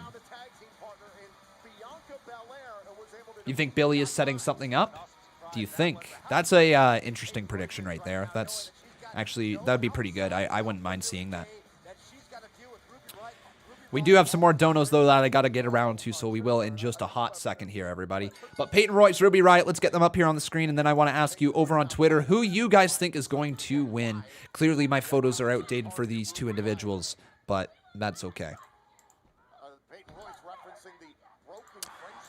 Oh my god, I just thought of this. Is Ron Simmons going to get, like, RKO'd or punt tonight by Randy Orton?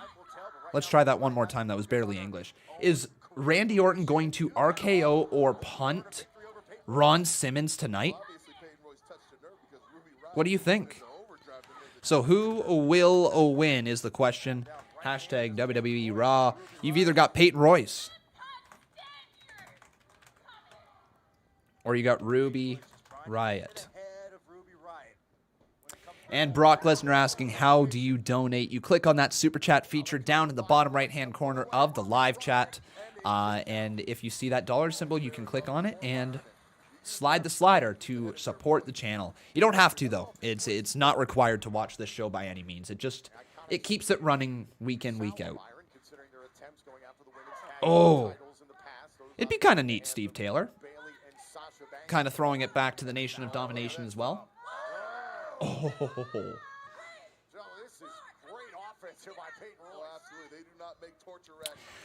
Rondo Slice, how you doing, my friend? Thanks for your $2 dono. He says, I thought Big Show had an ironclad contract.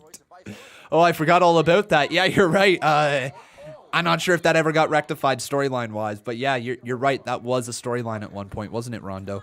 Thanks for the support. Paul Carpenter, once again, a $2 dono. I do appreciate it. And then after that, we had ourselves the great Noah Howell. How you doing, Noah Howell? Thanks for the $2 support. Saying, what was the gasp during Christian's segment being over?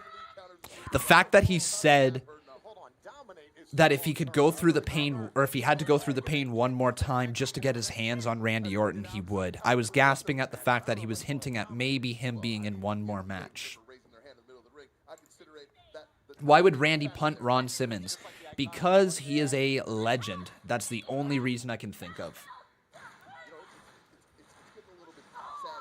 However, Ruby Riott now fighting back here with a punch in the midsection of Peyton Royce, but then she just gets countered. Let's update these photos. Ruby Riott.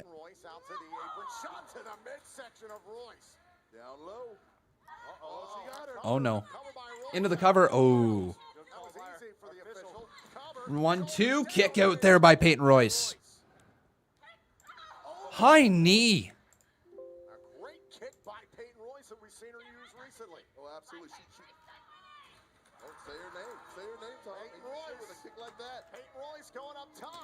Peyton Royce all the way up to the top rope once again. Here she goes. She's going to fly.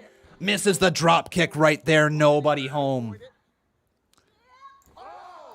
Oh, Riott kick is over, isn't it?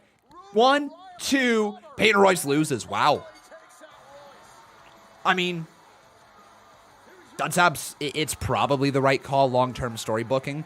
No Billy Kay out there with Peyton Royce, so it makes a lot of sense that she could lose. But Ruby Riott wins. Ruby Riott wins. What do you guys think? Thumbs up, thumbs down? Tingland says it says new merch available. What's new? Where are we talking? What's it said where? Paul Carpenter says none of my messages are going through the donations. Are they not? Do you mean like voice chat or just when you actually send something? Oh, I see what you're saying. That's weird. Oh, on the social media box. Honestly, I got that made... You know what? I'm going to be completely honest. The person who made that, I'm not overly thrilled with how it turned out. Some of it is good, some of it is not.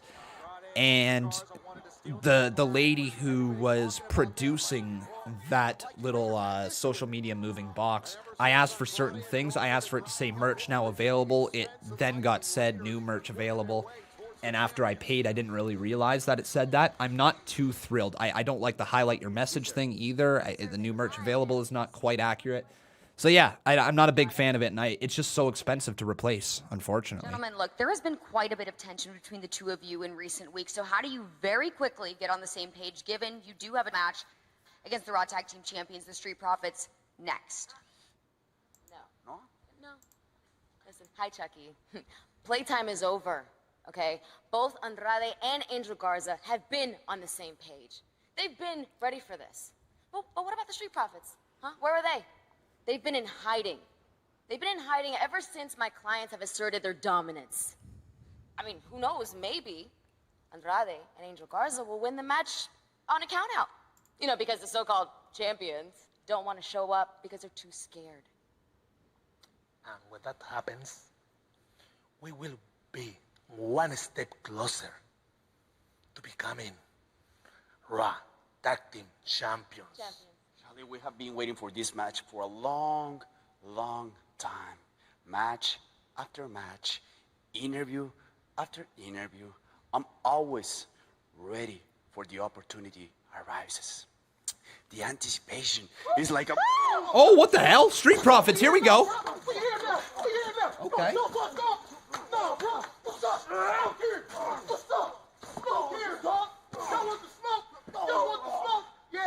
What's good, man? Hey, Celine, get your man. That's why I was your girl, bro. Get your man. Hurry up. That was good. That sets up the match. This match is next. That sets up the match. That's actually a really good way to get you invested in it early on. I'm all for it.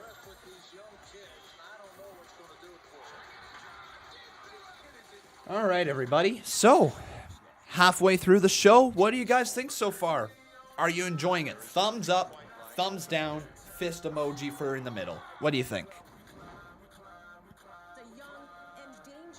Right, no offense. It's kind of false advertising. I thought you had new merch for a moment. I mean, considering the fact that you just noticed it now and it's been that way since like 8 months ago. I don't think it's that big of a deal, if I'm being honest. It's too freaking expensive to replace it, if I'm just being honest. It cost me over $200 to get that thing made. So the fact that it wasn't everything that I wanted it to be was very disappointing to begin with. And I'm not spending another $200 to fix it.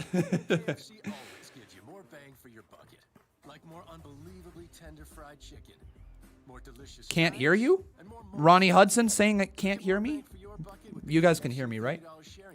Justin Roberts says, so why do you think Cultaholic gets a lot more views than you do nowadays? Well, considering the fact that they've got, like, what, 4 times the amount of subscribers that I have, that might be the first deal. The second deal is that they're probably better entertainers than I am. The third deal is that they probably know more about wrestling than I do. And the fourth deal is that they've got a bigger, I guess, a bigger fan base to draw from. They used to be over 1 million subscriber channel on What Culture. There's a lot of reasons why they get more views than me. They're better than I am. Just straight up better. They do better content. They deserve to have more subscribers than I do. Absolutely.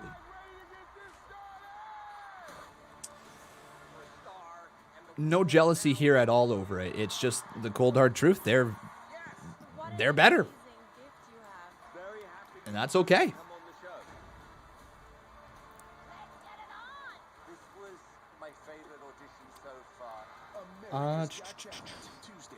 Do I think Rey Mysterio is going to AEW? No, I don't. At TD, we've always believed that what sets us apart. How do you vote? You can vote over in Twitter. So if you have a Twitter account, just follow me at Conman167, and what's essential to them? Then you can vote in the polls. Because to us, the best advice is personal. Hey, Jake. Hey, this is impossible. After we go through some... Hey, Cameron Tucker, I appreciate the kind words there, my friend. I really do. I have 2 daughters of my own, you know. Book an appointment and get advice for what you feel is most essential with TD Ready Advice. Ooh. Botch Guy says, Con, that's BS. Well, I appreciate it, guys, but like, in terms of the way that I deliver the news, no, I'm not better. I don't scour every news source to bring it in a news video. I don't have three individual news videos a day or 2 individual news videos a day that accurately represent what's going on in the world of wrestling. You know, there might be things that people enjoy this channel over their channel, but if I'm being the most objective that I can, their production value is way higher. Their entertainers are quite knowledgeable, and they actually have had some experience in the real world of wrestling, as opposed to me. I'm sitting here in this office talking about wrestling from a chair. You know, I don't want to say that, you know, I don't know anything about wrestling, because I do, but if I'm being objective about it, their production quality is better. It's just better, and, you know, that's something to drive for. That's something that drives me. I want to eventually, you know, be viewed on their level, and some people say that I am, and, you know, I appreciate that, but I know good in my heart that I'm not. Not yet, at least, and I need a better camera. I need better... I just... Things could be improved vastly across the board just to even match their production quality. But yeah, I'm still loving creating content. I appreciate it there, Botch Guy, but I still love creating content.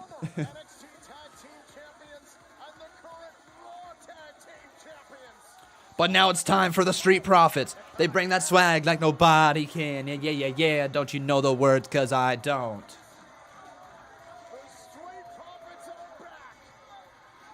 Yeah.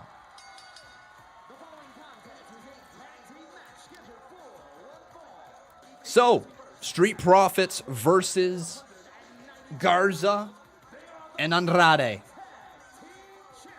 Should be really entertaining. Montez Ford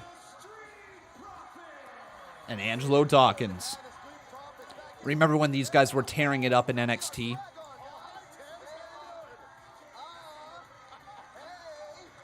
Matthew Bonneau asking me, who wins, the North or the Motor City Machine Guns? That's totally going to be the North, isn't it?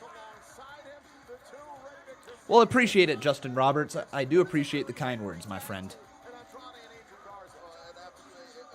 What are they throwing out of their cup? Nothing. If I could be the manager of any superstar, who would it be? Sami Zayn. Sami Zayn. I think me and Sami would have a lot of fun together.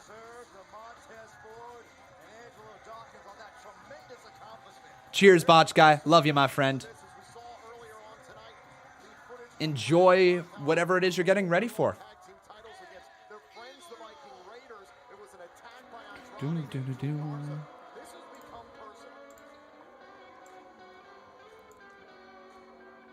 Update the results tab. You're absolutely right. I should be doing that. So let's do that in just a second. Let's get Andrade up here on the screen, and also Angel Garza. Angel Garza's pissed off. I think Angel Garza has been one of the best stories of 2020 so far. Just a man who was called up to be a placeholder of Andrade when he got injured. No, when he got suspended for 30 days with the U.S. title, to be a placeholder.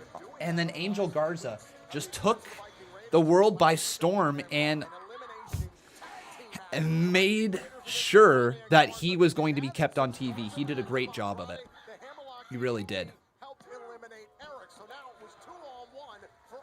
Am I hyped about the North versus Motor City Machine Guns match tomorrow? Yeah, I'm hyped about it. It's not enough to get me to tune in live, I don't think, but I definitely will check it out at some point.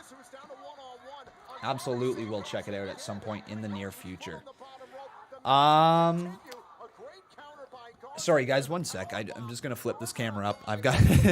You know what? Gonna be completely honest. I got a big old wedgie. Conman's got to fix it.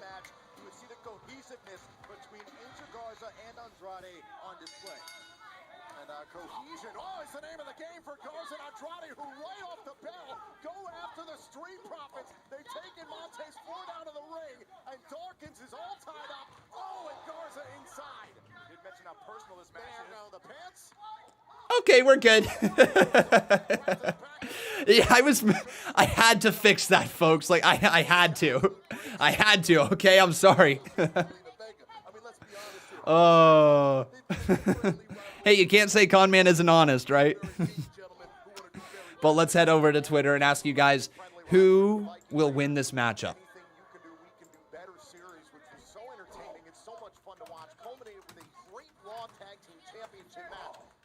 Working on the Twitter poll right now as we speak.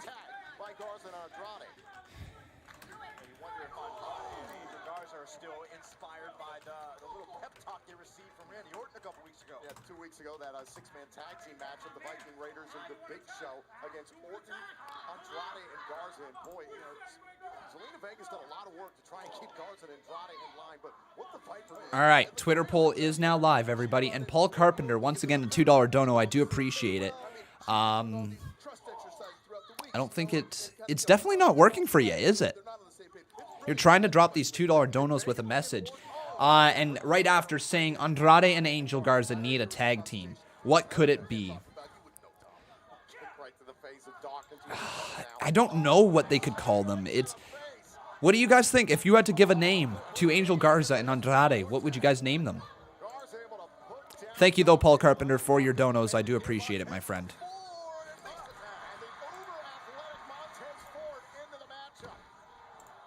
By the way, earlier, my friends, I forgot to mention this, but we've got ourselves a new boss, and his name is Jason Barker, becoming a 16-time Boss Battle Champion. The fight is on. Joseph P. Ali is a 17-time, and look at Montez Ford just leaping over the top rope and taking out Andrade.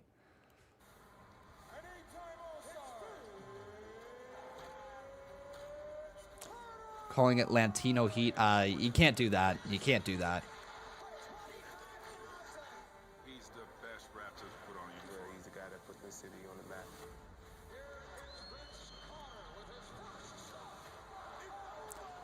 Wow, none of these names are at all stereotypical.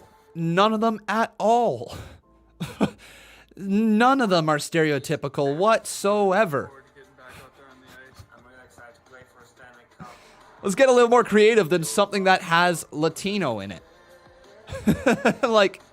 Let's get a little more creative. Right now, you're tapping, swiping, and sending money. Zelina's Angels. Oh! Oh, there you go. Beautiful. Right there is Zelina's Angels. Boom.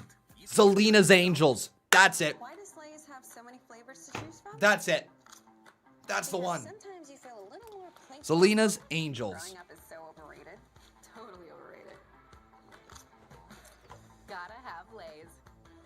Jason Barker says it's okay, Con.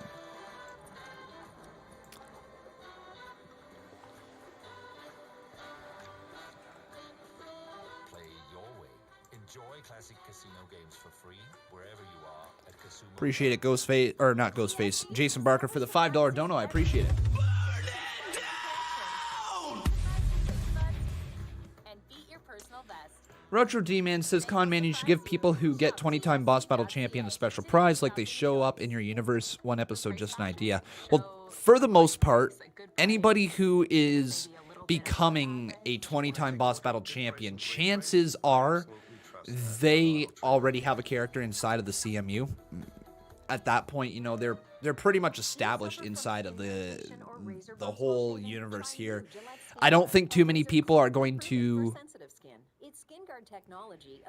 become a 20-time Boss Battle Champion and not have a character inside of the CMU. You know what I mean? Most people so far who donate that often to the channel are inside of the CMU. But I appreciate the thought process. I have been really wanting, and I know I've mentioned this to you guys in the past, I want to get like the Boss Battle winners, like a plaque, kind of like we've got the list of Conman. If you guys remember what the list of Conman was, it's sitting right there, and these were the first 50 people to drop $25 donations to the channel. And that is on my wall, and it's been on my wall ever since we filled that up. So I'd like to do something similar to the Boss Battle Championship, to like the Boss Battle winners. Does that interest you guys?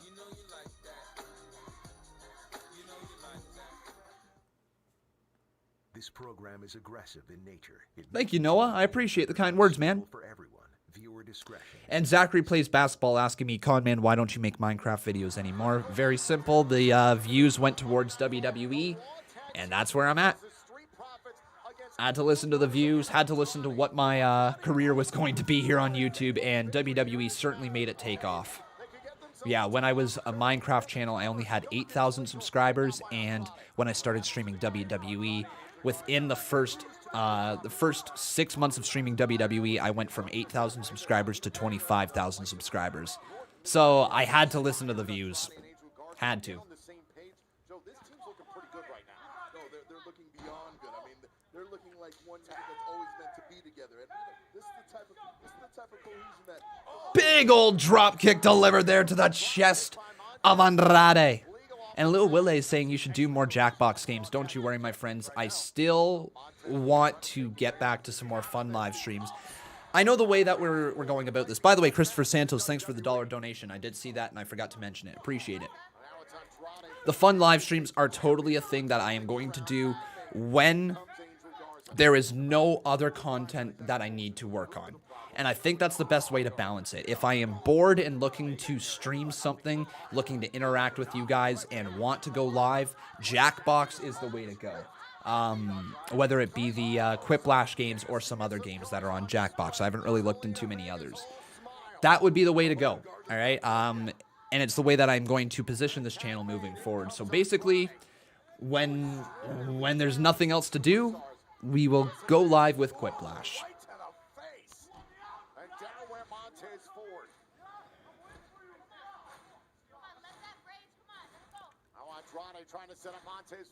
Oh, nice move. Tingerland says, adding boss battle champions to the CMU instead of the membership's random draw is a bit biased in my opinion. Well, that's not what we're doing, so it's a good thing that's not what we're doing, Tingerland. And I don't think that's what he was asking for either. I think he was just saying like a special reward for becoming a 20-time boss battle champion, but that's not what we're doing, so don't worry. Hey, Tevin Walker, thank you, my friend, for your $10 dono. I appreciate it, Mr. Walker, the Skywalker, the current members champion inside of the CMU. Good to see you, my friend. Really good to see you. Hopefully, you're able to defend your members title this Wednesday against Waleed Hijaz, Raul Kapar, and... oh, God, I'm blanking. Who's the fourth man? And Elk. So good luck, my friend. Thanks for the $10 dono.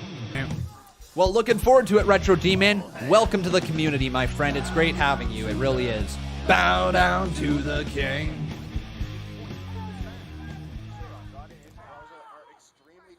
But yeah, Garza and Andrade taking control of this match here so far. Montez Ford doing a lot of the selling. Oh, Ford. Oh, he hit damn hard.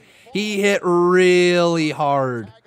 And Ford did not land nicely. Hey, yo, Jason Barker, my man, dropping that 25 heat in here. Thank you, my friend. So let's get Jason Barker's first $5 dono up here on the screen because Tevin Walker has become the new boss. Tevin Walker, one-time boss battle champion. Good to hear, Ghostface. Never like hearing that somebody is struggling in our community, so it's really good to hear that you're getting back to yourself. I've been feeling more and more like myself over the last month. You know what it was, guys? Social media. It is the most toxic thing out there. I was scrolling mindlessly before.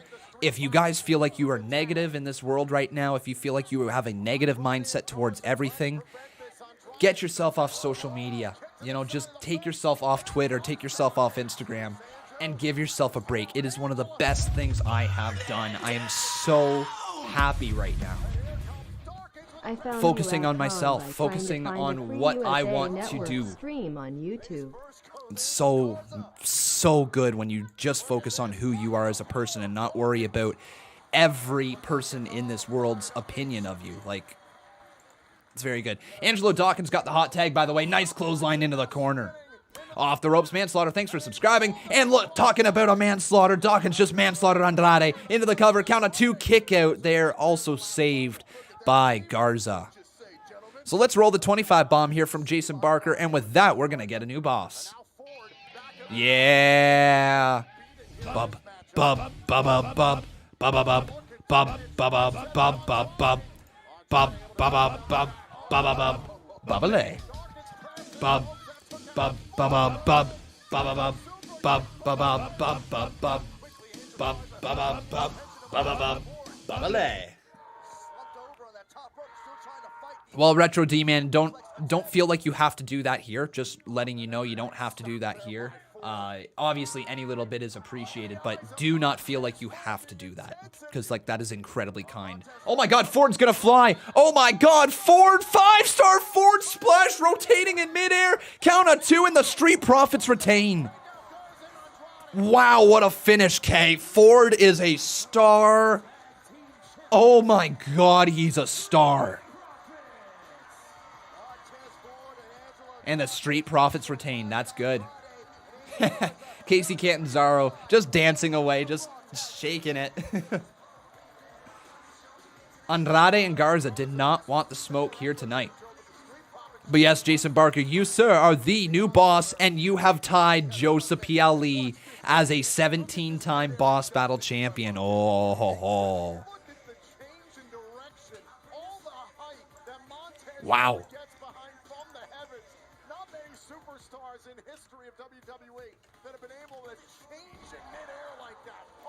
Good job, Tingerland. Yeah, turn that off. Get off social media. Refresh your brain.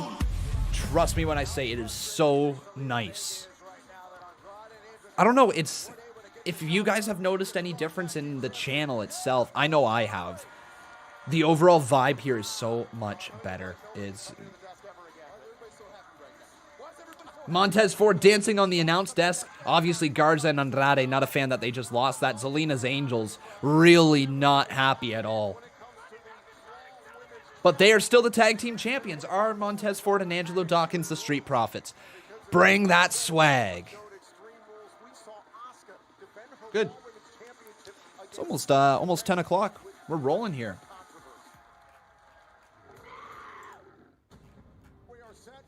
All right. So we are finally going to get the Asuka-Sasha Banks explanation. And after Sasha beats Asuka tonight, we are going to hold all the gold and everything. Nick Prentice says, hey Con, did you know that the Street Profits theme song is the exact same theme song as Team Bad with Sasha, Naomi, and Tamina from a few years back? I didn't. Is it? Really?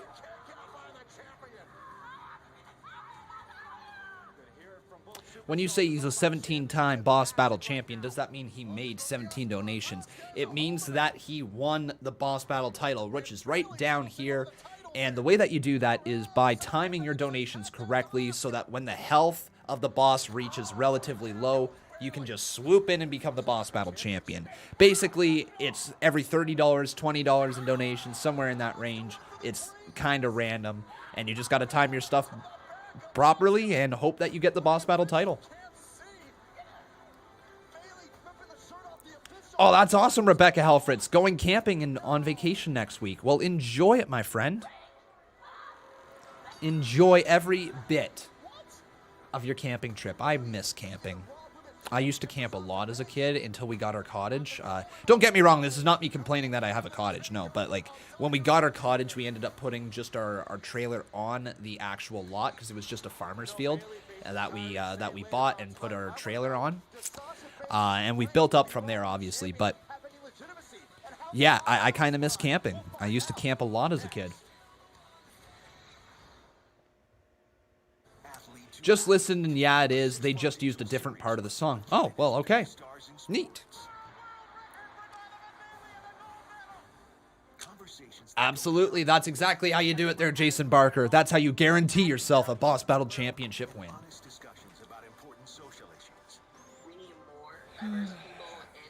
What do I see WWE doing with Edge next? It all depends on how his surgery goes and if he's able to get back inside the ring. I don't know if he's ever going to be.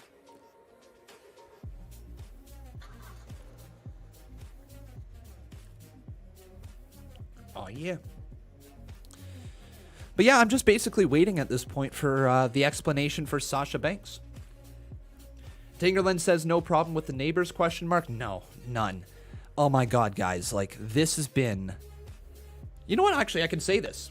I can say this now. We have, well, not officially, we haven't signed it, but we reached out to our landlord basically saying, yeah, like, we wish to stay here for another year. So you're going to see me streaming from here for another year, everybody. We've basically re-signed our lease on this place. And the reason that we did that was because the new neighbors that moved in, well, the new neighbor, singular, that moved in downstairs has been so nice, so good. No issues whatsoever. She works at a hospital, so she's gone for like 12-hour shifts at a time, which makes me being a YouTuber a lot easier because it gives me the ability to scream at the top of my lungs when she's gone. The other people that used to live there, they didn't have a job. They collected unemployment insurance. They sat downstairs and smoked cigarettes inside the house, smoked a ton of weed inside the house, and just like, you're just kind of like, thanks for destroying our overall happiness for 8 months. But they left back in April. Yeah, they left back in April, and ever since then, it has just been so good for me and Becca. Our overall happiness in this house has gone like from here to here. We don't feel sick when we're in this house because legitimately we were getting secondhand smoke for about 8 months straight there. So we don't feel sick to our stomachs anymore in this house. It's such a nice feeling being in this place. We've started, investing in this place a little bit. We've bought like stuff to make it feel like more of a home, and we're going to stay here for another year. So no problems with the new neighbor that moved in downstairs, and just hopefully she stays here as long as we are, because I don't want to deal with new people next year. Yeah. Including WWE Untold, Steve Austin's The Broken Skull Sessions. This week in WWE, American Force asking, how do I become a member?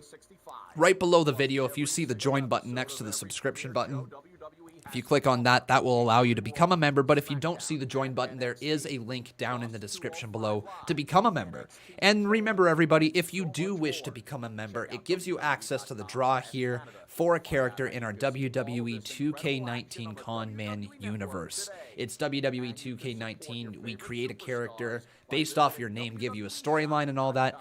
And for the draw, once a month, around the 15th of every month, we do that draw. If you wish to skip the draw, though, there is a few spots left in Legends Row if you guys would like to guarantee yourself a character in the series. Once the characters are full, that is it. We are no longer going to be accepting Legends Row, not at least until WWE 2K21 or 2K22, whatever it is. Here we go. Back to Zelina Vega. No, cállate.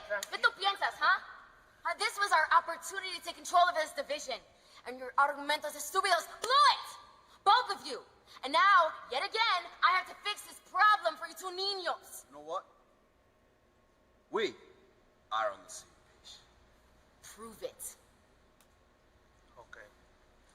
Would you look at that? Just when you think the friction is gone, Angel Garza and Andrade prove us wrong. Well, if you ask this superstar, there's no problems for Bayley Dose Straps. But now it's Bayley Dose Straps. And I wonder if Sasha Banks is going to come out with the Raw Women's Championship on her shoulder. Here she is. It's boss time. Oh, and it's Sasha. Okay. It is Sasha. Yeah. Okay. I be simping over here. Okay. Wow.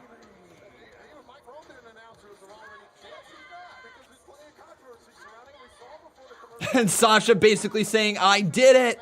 I did it!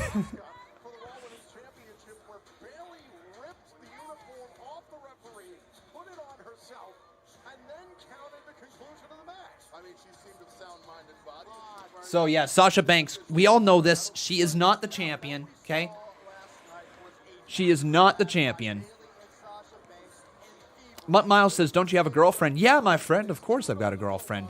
Just because you're looking at the menu doesn't mean you're eating out. It means that you're eating at home.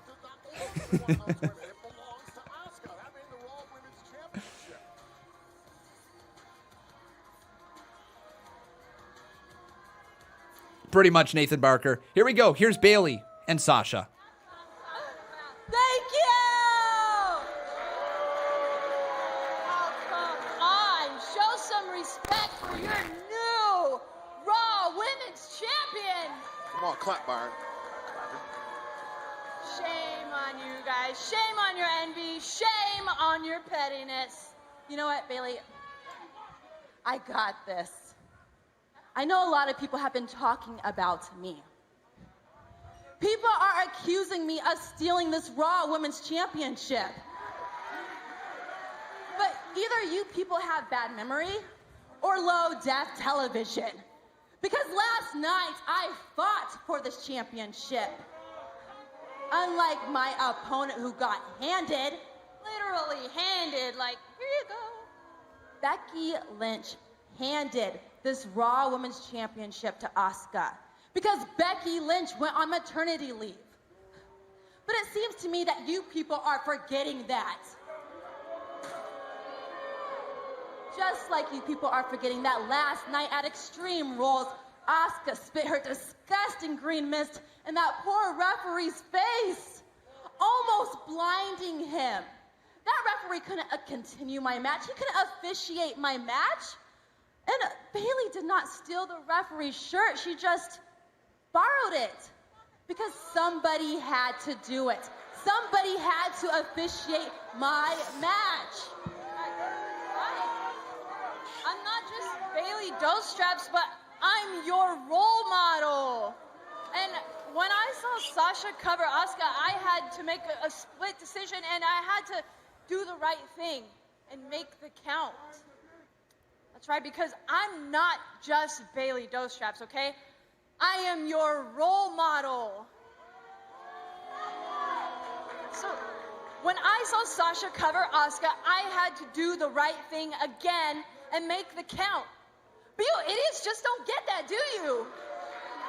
But you guys don't need to get it. What they need to get is that I am the boss. I am the standard, and I am the blueprint. And now I am 2 belts banks. And now we have all the gold. No, you don't. No, you don't. Yeah, there we go. Here comes Asuka. Yeah, the actual women's champion. Asuka wants her belt back. And here's Kairi Sane. Tasha was not ready for Asuka. Okay. And Asuka was not ready for beef.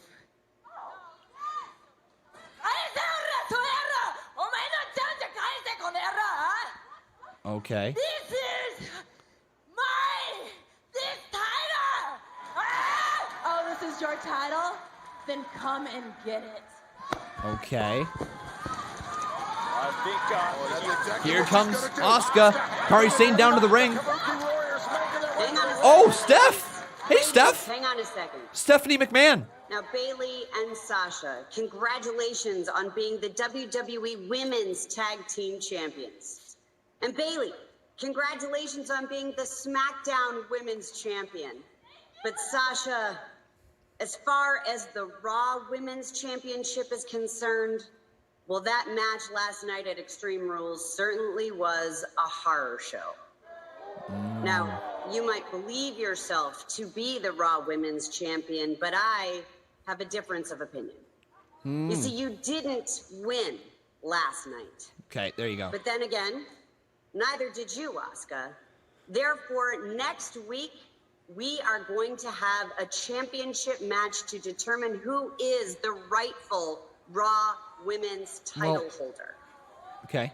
And just to be very clear, Sasha, because it doesn't appear Rightful. like It's still you're Asuka, listening, but you can lose via pinfall, submission, DQ, count out. okay. Or to put it more bluntly, if a certain role model gets involved, you will lose. Okay. Good luck. Of course she will. She's not the champion. that's one of the stupidest things I think I've heard Stephanie say in a while. Yeah, of course she's gonna lose if she gets disqualified because she's not the Raw Women's Champion. All right though. Hey, next week, everybody, we are gonna get ourselves the matchup between Sasha Banks and Asuka, Raw Women's Championship. In other words, Asuka is defending her Raw Women's Championship one more time against Sasha Banks. Yeah. Jacob Toon, how you doing, my man? He says, I just learned that Batista lives 6 houses down from me. Really? You must live in a dope neighborhood there, Jacob Toon. Well, awesome, my friend. Probably me and the Audi posted up and Well, people are going to be confused, so they got to be straight up for the fans. That's true. People are easily confused. That is true. It definitely is not vacated. It still belongs to Asuka. Like, that's what Stephanie McMahon basically said. It belongs to Asuka.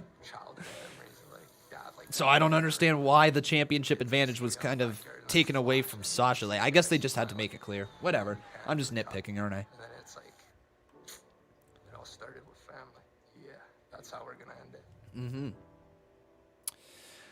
But everybody, if you are just tuning in here to the show, I kindly ask that you leave a like on this video, also making sure you are subscribed to the channel. And the reason I point over here when I say subscribe is because you can see your name pop up here just on the top left-hand side of the screen if your if your subscriptions are turned on to public. So make sure you drop that subscription if you've not subscribed to this channel yet here today. So get more bang for your bucket with the KFC $30 sharing bucket. Order on the new KFC. King KJW says, Conman, she didn't say that. She said that it was basically Sasha's. No, that is not at all what she said, King KJW. She literally said, I have a difference of opinion. Stephanie McMahon said that. I have a difference of opinion. Saying, you are not the Raw Women's Champion. Asuka is. So there you go.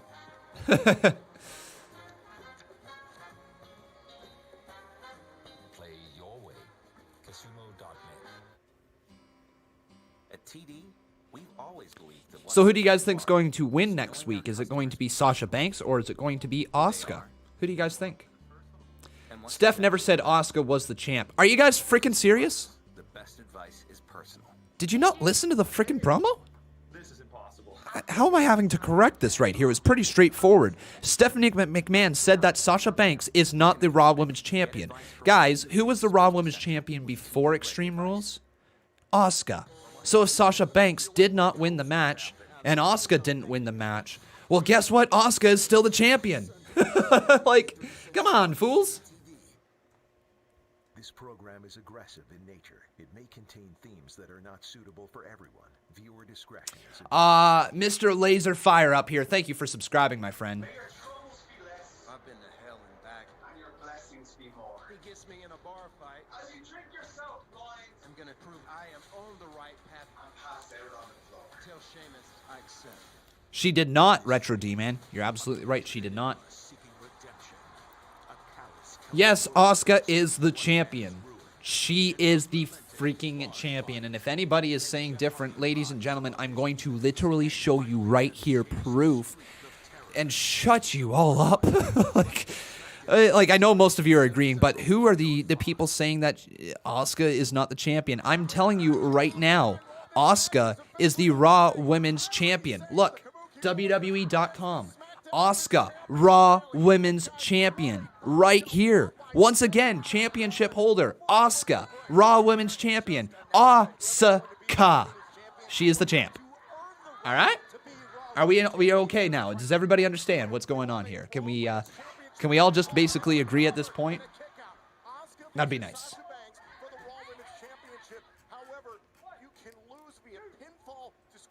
Oh yeah, if you want one more. Asuka's plates were still on it.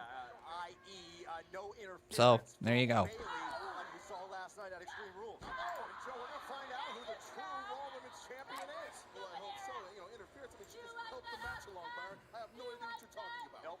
My question is, though, right here, why isn't Asuka going after Sasha Banks to try to get her championship back right now? Yep. What is Kairi Sane, though, going to do? We got to ask you guys over on Twitter.com/Conman167. Who do you guys think is going to win? Oh, nice move there from Kairi Sane as she catches Bayley.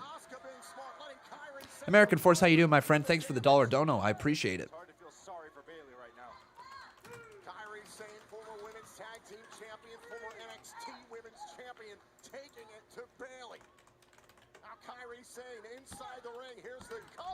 So I think this has to be Kairi Sane losing, right? People asking, is this Kairi's last match? I think this is her second last match. I think they did 2 filmings or 2 recordings of Monday Night Raw. And I think Kairi Sane is there for both recordings. So this might be the second last time we see Kairi Sane inside of the WWE. It is definitely one of the final times, though. You guys really don't give me much time to get to the Twitter polls, do ya? Just take a big old deep breath, all right? Just realize that I'm getting there. I will get there, my friends. Especially if it's in the first, 2 minutes of a match. Big deep breath. Oh, Bayley, though. Couple shoulder tackles right there in the midsection, catching Kairi Sane. But still to come in our main event, Big Show versus Randy Orton.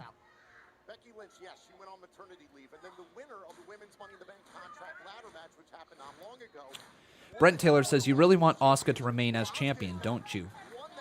I'm not in... I honestly don't care, actually. I wouldn't mind if Sasha Banks was the actual Raw Women's Champion, if she won it correctly, you know. The fact is that she just didn't win it correctly. She didn't win it at all. Obviously, she's not the Raw Women's Champion. Big clothesline right there from Bayley. Hey, Jayless, how you doing, my friend? Welcome to the stream.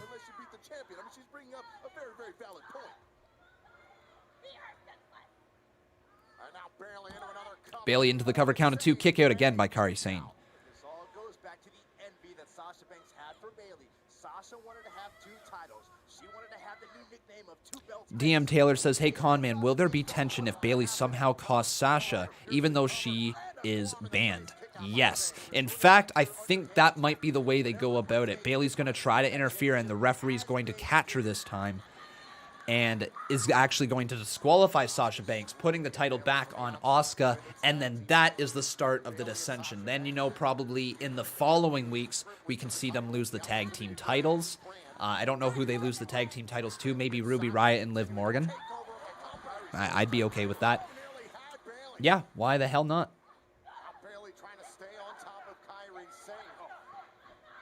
Yeah, and then you obviously build to the SmackDown title match between Bayley and Sasha Banks at SummerSlam.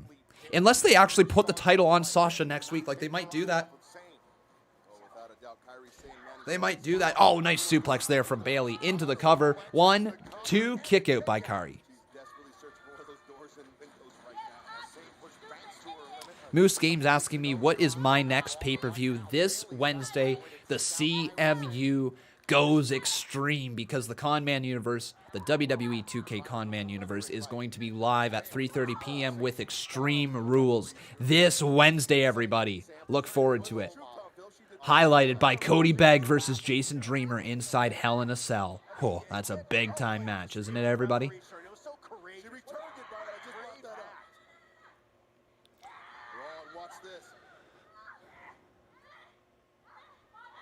Ooh, Kairi, though, continues to fight. A couple shots there to Bayley, and there's a hammer fist across the back, and Kairi with the axe kick across the back of the head of Bayley. If you guys are asking how to vote, you can go over to twitter.com/Conman167 and vote over there. Kairi Sane, double drop kick. I don't know, it's a double drop kick. That's just a normal drop kick to the back of the head of Bayley. But Kairi can't save Bayley as Sasha Banks falls over as well. Sasha bumped.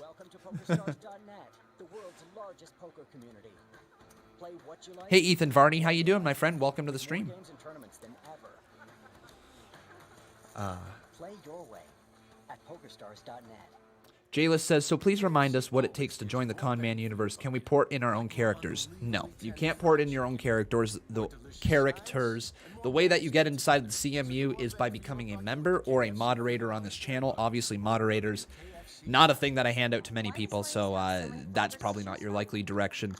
Members, $5 members get access to the draw once a month, and we pick a name from the people who have the membership.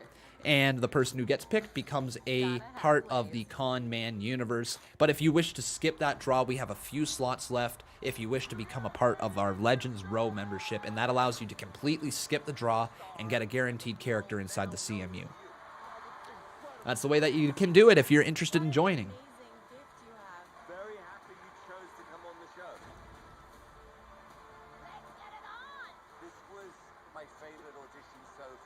Paul Carpenter's asking me, is it really true about Kairi leaving? Yep, it is. It was confirmed today through CagesideSeats.com. that Kairi's final working dates were this edition of Monday Night Raw, and I believe next week's edition of Monday Night Raw, but that is because her final contract date was July 20th, and they filmed 2 episodes of Monday Night Raw in one go. No, I haven't got around to uploading any of my designs into the community creations. I don't know why. I've floated the idea in the past of doing it, and I just never really looked into it much more than that. I really should, if I'm being honest. I honestly should be uploading them into the community creations, but maybe we'll do that with 2K22. I don't know. It seems like a long time still before we get to 2K22, isn't it? Carla Holloway, how you doing, my friend? Thanks for your $5 support. Saying Bayley's going to interfere, and then Sasha's going to turn face and going to drop the tag titles to Nikki and Alexa, I think you mean. We will have Bayley versus Sasha, and Sasha wins. I feel like Alexa and Nikki are actually on their way to a split.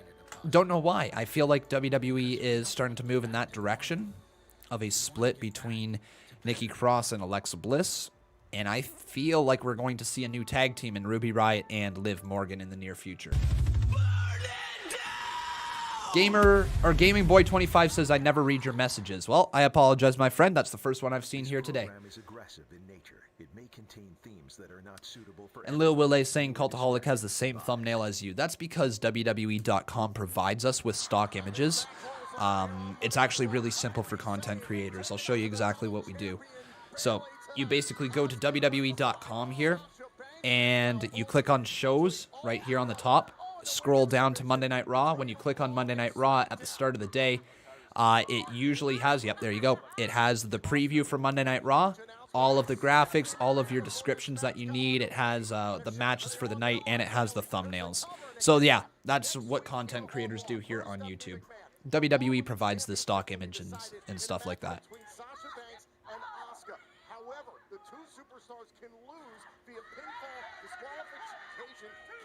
Am I going to be around for NXT? Yes, I am, my friend. I will be live this week with NXT and AEW on Wednesday, and I will be live with Friday Night SmackDown on Friday, of course. Con, what do you think about MJF hinting at a Moxley feud? I guess it's a step in the somewhat right direction.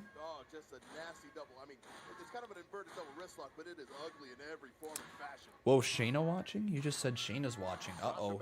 Oh, well, there it is. Yeah, Shayna Baszler watching the match. Wonder what that means. I wonder if maybe Asuka versus Shayna. Oh, yeah, it's totally Asuka versus Shayna at SummerSlam. Listen, I've beaten every other woman in this locker room and been dominant. And I still don't have a match tonight.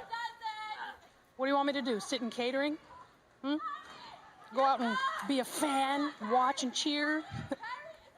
As far as I'm concerned, nobody deserves that spotlight more than me. So, do I have a vested interest in this match? Yeah, I guess I have a vested interest in this match. The same way a shark has a vested interest anytime it sees prey in the water. Okay. Thank you. Cool. That was good. Really good promo there from Shayna Baszler. Starting to rebuild her image one more time. Much needed. Kevin Langoff says, wait, what happens if Bayley hits Sasha next week? Does Sasha win the title? I don't think so, but...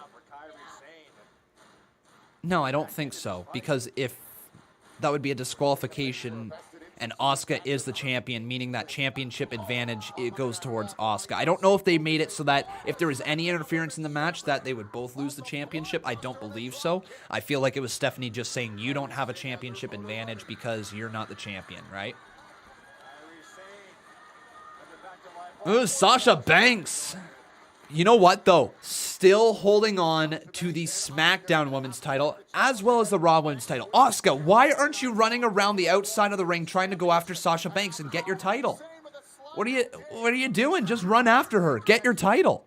If you want your title back, she's literally just halfway across the ring. Like, she's there.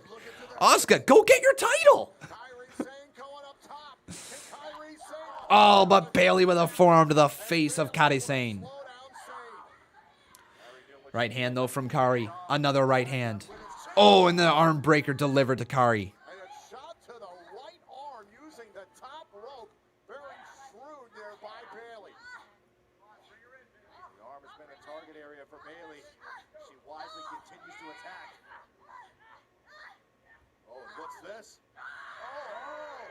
Oh my God. Bayley just wrenching on the arm of Kairi Sane.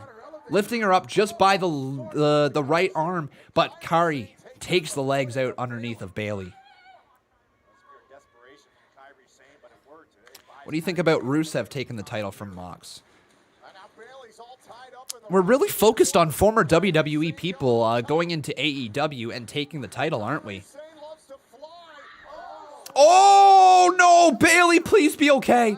Please be okay. Bayley got stomped on. Her head literally just went right into the mat, into the cover. 2. Bayley kicks out. Wow. I thought Bayley was dead. And what a sequence there for Bayley. Took the rough DDT a few moments ago, and then that heavy stop from Kairi Sane off the top. And I think the look on Sasha Banks' face. Do you think Shayna Baszler is the first female monster heel? No. China. Awesome Kong. God, who else has been positioned? Beth Phoenix. Who else? Who else has been a monster heel? Nia Jax. Shayna Baszler. There's probably so many more as well.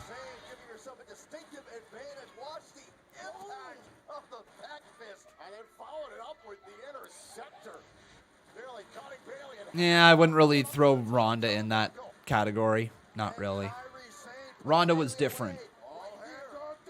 I do miss Ronda Rousey in WWE, though. Going for the insane elbow was... Oh, my God! Kairi hit the insane elbow on Bayley! What? Yeah, I said Beth Phoenix there, my friend. Into the cover. Count of 1, 2. Oh! Bayley just got her foot on the bottom rope. Just... All right, we got some donos here. Jason Barker, thank you, my friend, for that $5 donation and the good conversation there regarding Monster Heels. I think Monster Heels are closer to baby faces than they are to heels. I know it says heels, but you know.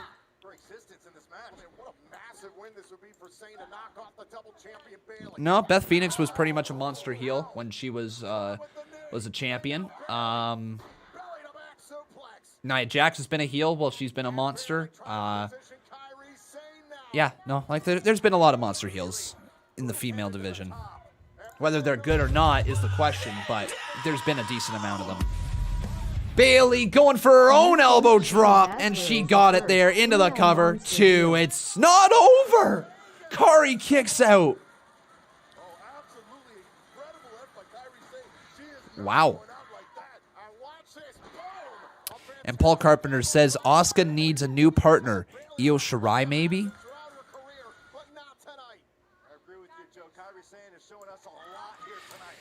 Maybe.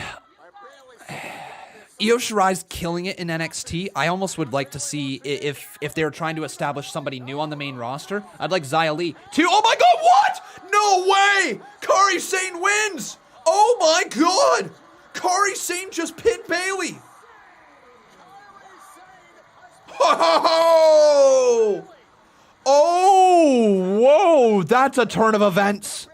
Does that mean next week we're going to maybe see Kairi Sane versus Bayley for the SmackDown Women's Championship in her final match in WWE?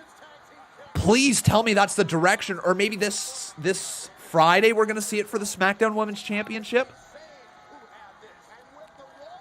But yeah, I wouldn't mind seeing Xia Li come up. That would be kind of cool. Somebody different.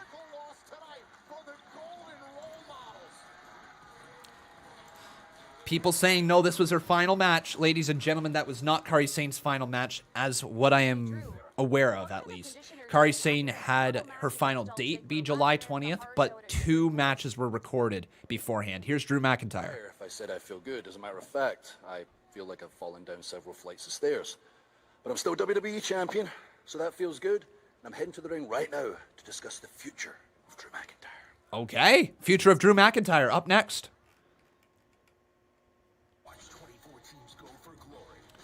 You're absolutely right, this freaking guy. You are absolutely right. Asuka's partner doesn't have to be of Asian descent. You're 150% correct.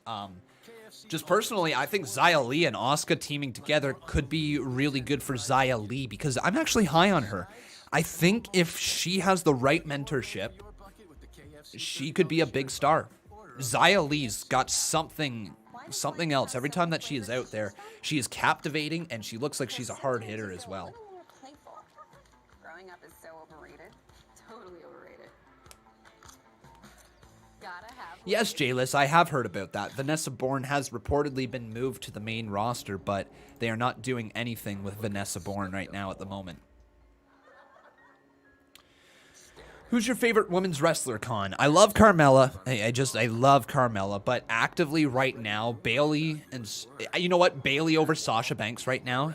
I'm really enjoying Bayley's work. Loving Io Shirai's work. Okay, Charlotte Flair is one of my favorites of all time as well. So like you got to throw Charlotte in there. It's tough. I kind of like Becky Lynch, I guess you could say. Her matches don't captivate me in the way that some of the other female performers' matches do, but you can't deny the fact that she is a big, massive star, and without her around, she has been missed. For sure. Melissa Cabello, how you doing, my friend? Thanks for your $2 dono. She says, do you think the New Day tag team will end soon?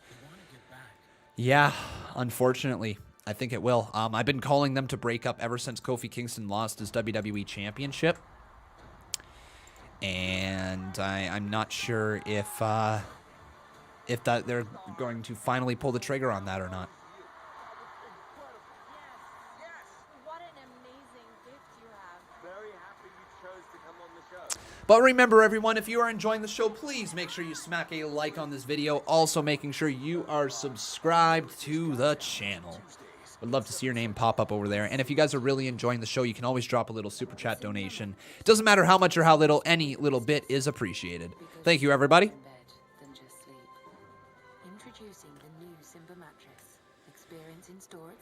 Which women's wrestler has always been overlooked and underappreciated in this modern era? Naomi. Naomi. 150% Naomi. Don't know why they don't do more with Naomi. She is, she's an amazing performer. Tap into more Tim's rewards. Download the app. Has there been more of a time in the National Hockey League where if you get in, you can win? Anything can happen. This year is You hope for Alexa Bliss to get brought into the Bray and Braun storyline. I know that she appeared as Sister Abigail, but I don't know if there's a real story there. I feel like it was just mind games. Maybe. How you doing there, Ty Fly Guy? Welcome to the live stream, or welcome back, I should say. Great to see you once again. This program is aggressive in nature. It may contain themes that are not suitable for everyone. Viewer discretion is advised.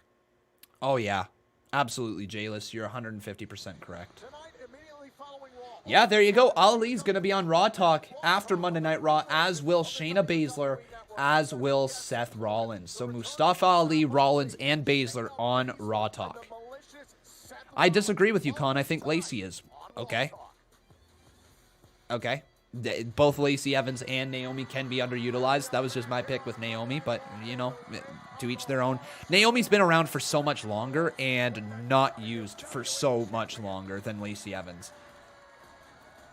Yeah. I still stick with my pick of Naomi. But yeah, you know, Lacey Evans is underused. I think she's really good as well. But here it comes. You guys ready for me to roll my R's? McIntyre.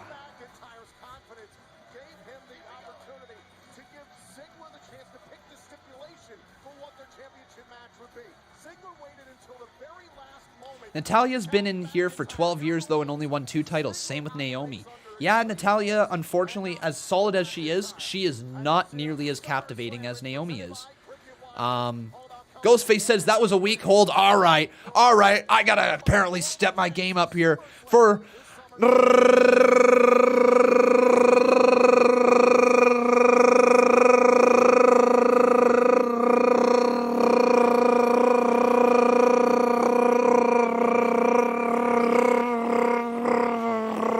McIntyre.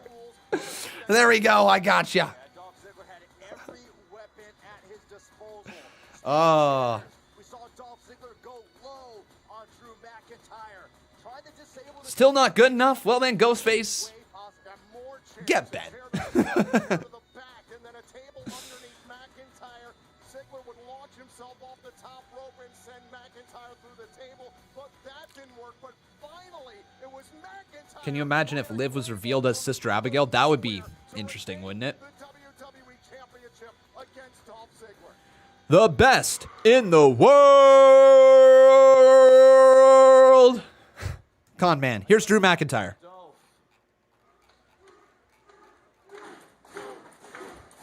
Why, thank you very much. Drew. That was brilliant. It completely swayed the match in Dolph Ziggler's favor. He maximized the stipulation. He destroyed me with everything he could. He hit me with chairs. He tried to crush my windpipe. He jumped off this ring post here and elbow dropped me through a table. And if I'm going to be completely honest, Dolph Ziggler almost had me. But, there's a but, almost doing things is the story of Dolph Ziggler's entire career. Oh. As for Drew McIntyre's onwards and upwards, our next big event is SummerSlam. And who is next? Since WrestleMania, where I beat the Beast Brock Lesnar, and Drew McIntyre wants a worthy opponent. Okay, Dolph again. Drew is obviously not a fan of the fact that Dolph Ziggler's coming out. But who do you guys think? Who is going to be the opponent? I think it's going to be Randy Orton. The horror show that was Extreme Rules. I saw something in you I haven't seen in a long time. Not that normal fire that I see in your eyes. I saw fear. For the first time in a long time, as I saw as your world almost came crumbling down. What are you doing out here? I'm sick of the sight of you. I just beat you last night. Was that not enough? Sure, what have you done for me lately? You're the WWE champion. The whole world saw us beat the hell out of each other for that WWE title. Of course, the stipulations were in my favor, sure. But I saw that look in your eyes, and I was this close to winning that title, this close to having my moment that I've deserved for years. You've had a 19-year journey, but no one talks about what I do, what I'm deserved, what I own. You're looking for a match, yeah? I literally beat you 24 hours ago. Pick the stipulation. The answer's no. Bugger off. Now bugger off. You don't know what you're saying, Drew. That look I saw in your eyes, much like the look I see in the eyes out here of pure adoration, I saw fear because you knew I had what it takes. You knew I was due, and it's been a long time coming. I've been this close my entire life. Oh, God, Dolph, you're just embarrassing yourself. I'm starting to actually feel bad for you. Oh. Tell you what I'm going to do. I'm going to save you the embarrassment. I'm going to leave. Oh, there's the headbutt to Ziggler. The Glasgow kiss. The answer is no, he says. Hard lesson to learn for Dolph Ziggler, courtesy of the WWE champion. Hey, don't you walk away from me, you son of a bitch! It's Goldberg all over again. That's right. That's right. You turn around when I'm talking to you. I was deserved that match. I needed, I deserved it. I could feel it in my hands slipping away from you. Anything you want, you name it, I don't care. I don't care. You name the stipulation, you name the time, the place, I don't give a damn. You give me that match. I deserve it, you deserve it. Everyone deserves what's coming to me. You name the stipulation, I don't care. You have a match with me.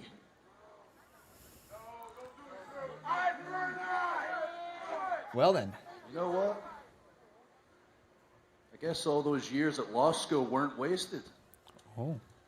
You presented a compelling case. You've changed my mind, Dolph. Oh. I picked the stipulation. I accept. Okay. It's all the same. Hey, Drew, wait a second before you walk away. I deserve that. But what's the stipulation? Come on, buddy. I literally just said yes 10 seconds ago. I don't know the stipulation, and to be completely honest, if I had 2 weeks, I wouldn't tell you. I'm going to do exactly what you did to me. Okay. I'm going to tell you the stipulation right before the bell rings. Okay. Oh, Ziggler's going to get his wish.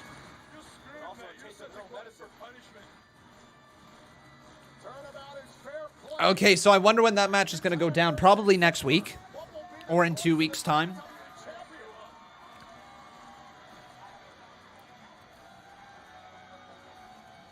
I don't know what the game plan is here.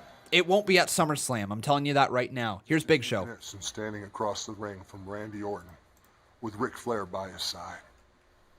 The Apex Predator. The most dangerous man in the WWE right now. He's had an incredible year so far. Just look what he's done to Edge. Tore Edge's tricep off the bone. He took Christian's dream of one more match and turned it into one living nightmare. Randy Orton is systematically lashing out at everyone that tried to show him that there's more to life than just trying to live up to your last name. All the people that reached down and pulled Randy out of that dark hole, he's systematically and sadistically taking them out. I know I'm on his list right now. And I'd be foolish not to realize what kind of jeopardy my career's in. What kind of jeopardy my health's in. It's funny, I hoped and prayed for a long time that sadistic legend killer Randy Orton would never show his face again. I guess the voices in his head just got a little bit too loud. But whether that's Ric Flair turning up the volume or Randy turning the volume up himself, those voices are screaming at him to have no empathy, to have no compassion, to take everything in his way out permanently. You know, I'm kind of reminded of a long time ago with Randy and I riding together in the towns. We would tag team together, and our nickname for ourselves was Hammer and Chisel. Hammer and I was Chisel. the hammer, he was the chisel. You know, that was just our own nickname. We bonded a lot together talking about complexities of how each one of us are presented in this business. You know, we're like animals, like tigers that can't change their stripes. No matter what a tiger does, it can't ignore its nature. Okay. You know, whether it was me trying to deal with the literal, the metaphorical weight of being the world's largest athlete, Randy Orton being a third-generation superstar. Those talks about trying to change your stripes bonded Randy and I.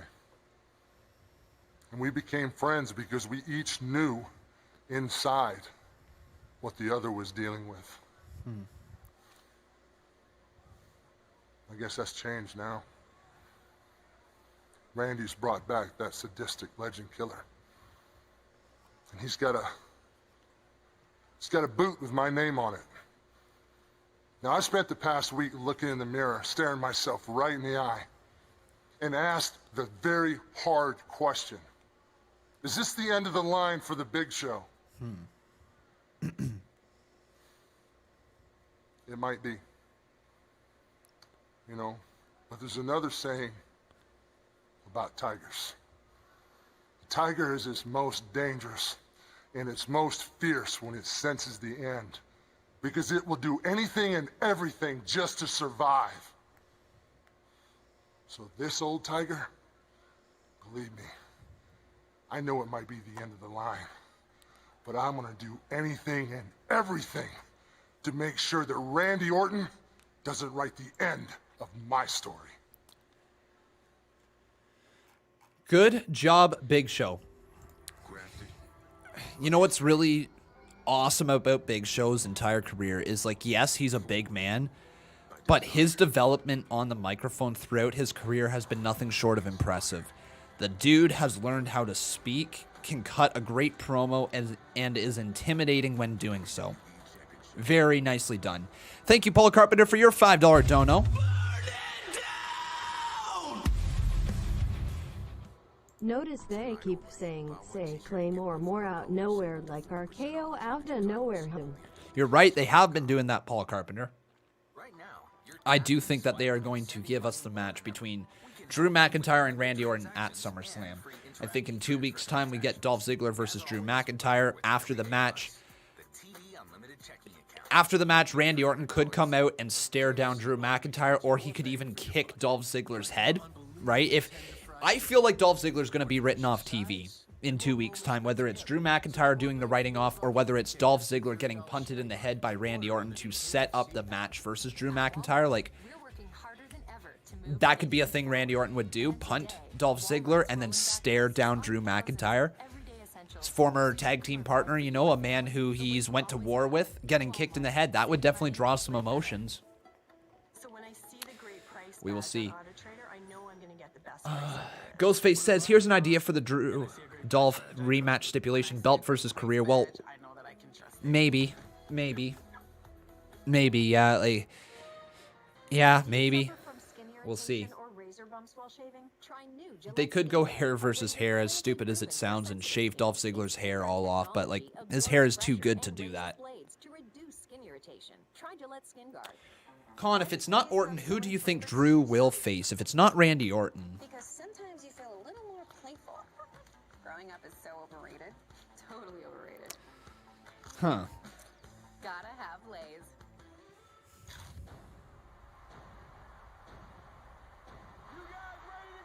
Huh.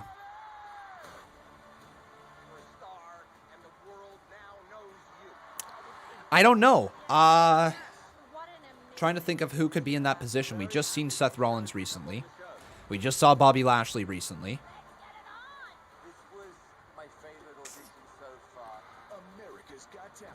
I don't know.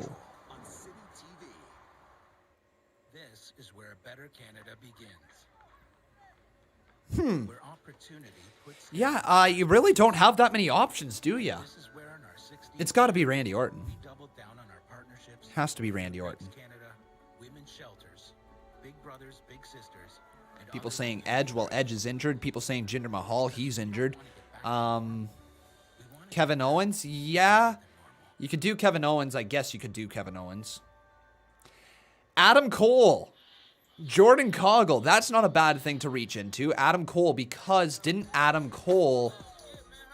Yeah, because when Adam Cole, Kyle O'Reilly, and Bobby Fish debuted in NXT, Adam Cole attacked Drew McIntyre. You know what? They could play off of that. They absolutely could. So yeah, Cole could. Adam Cole could definitely come up. They would have to start building to that, like, right away to even get us to care about it, but they would have to build us up right now and get us invested in it. But it's most likely going to be Randy Orton. There's no other logical explanation who should be facing Drew McIntyre other than Randy Orton.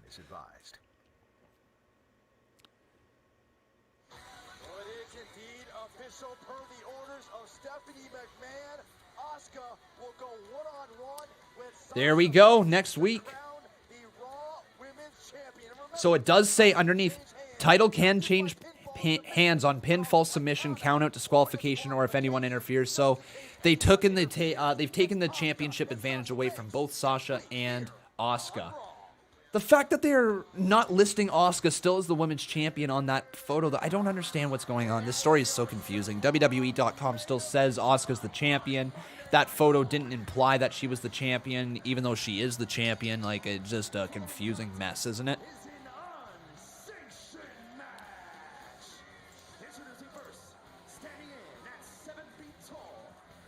So no one is champ. No, Asuka is still the champion. Like, it's the The way of retaining a championship has not changed. Asuka is still the champion. It's just they're not promoting her as champion for some reason. No, the title is not vacant, ladies and gentlemen. Asuka is still the women's champion. They're just not presenting her as a women's champion for whatever reason. She is still the women's champion. There's just no other way to look at it. She didn't lose the title. She didn't get stripped of the title. There is nothing that signaled that she was no longer the women's champion. Jason Barker dropping 10. Thank you, my man. He says, imagine a pay-per-view with only cinematic matches. Be different, wouldn't it?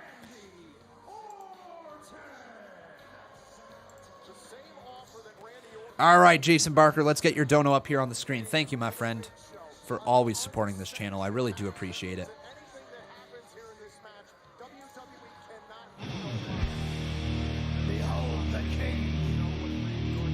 The King of Kings. Bow now. On your knees, dog. Bow now, bow now, bow now. All hail. And bow down to the king. Imagine a PPV with only cinematic matches.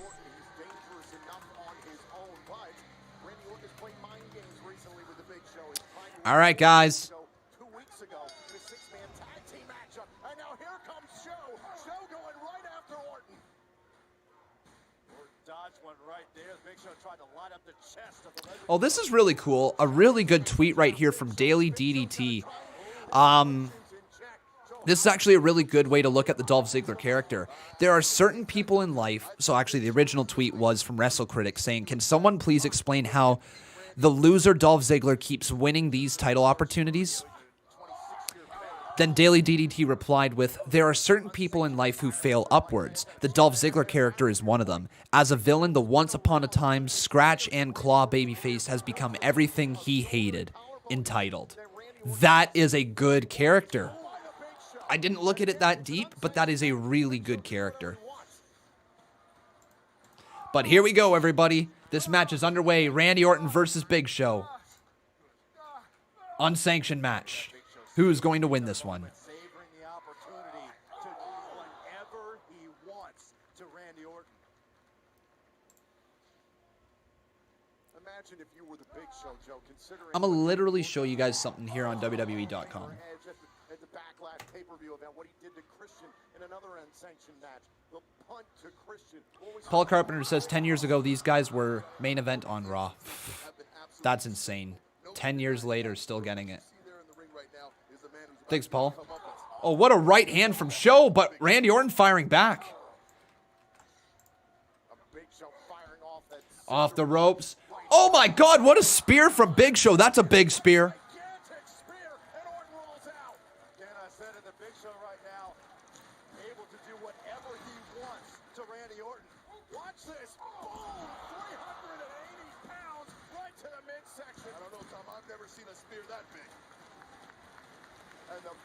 Introducing a table.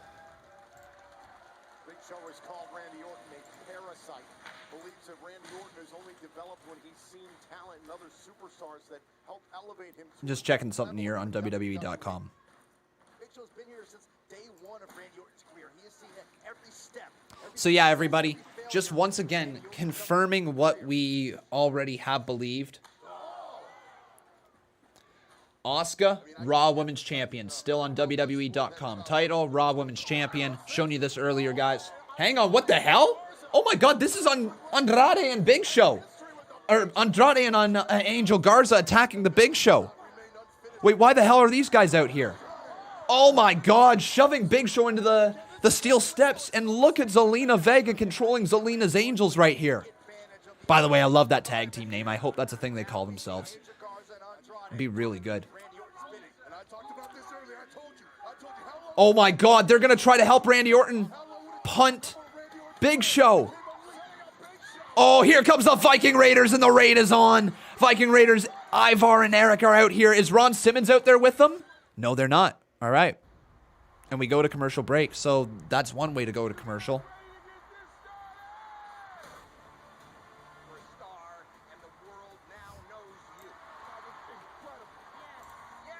What an amazing gift you have. Very happy you chose to come on the show. This was my favorite audition so far. America's Got Talent. Cool. Tuesdays, 8/7 Central on City TV. Here's an idea. Drew versus Triple H. That's an idea. That's actually, you know what? If they really did want a true megastar feeling of a match at SummerSlam for the WWE Championship, yes, Randy Orton versus Drew McIntyre is probably the biggest active performers they have available to do so. But if they wanted to do Triple H versus Drew McIntyre for the title, I would be okay with that. It would be a way of putting Drew McIntyre over even bigger and even stronger. So, yeah, I would be down to see that. Would you guys be down to see that? Triple H versus Drew McIntyre? I would really like to see that, actually. I think that would be a great marquee match. At TSC, discover surprises every day so you can spark new connections.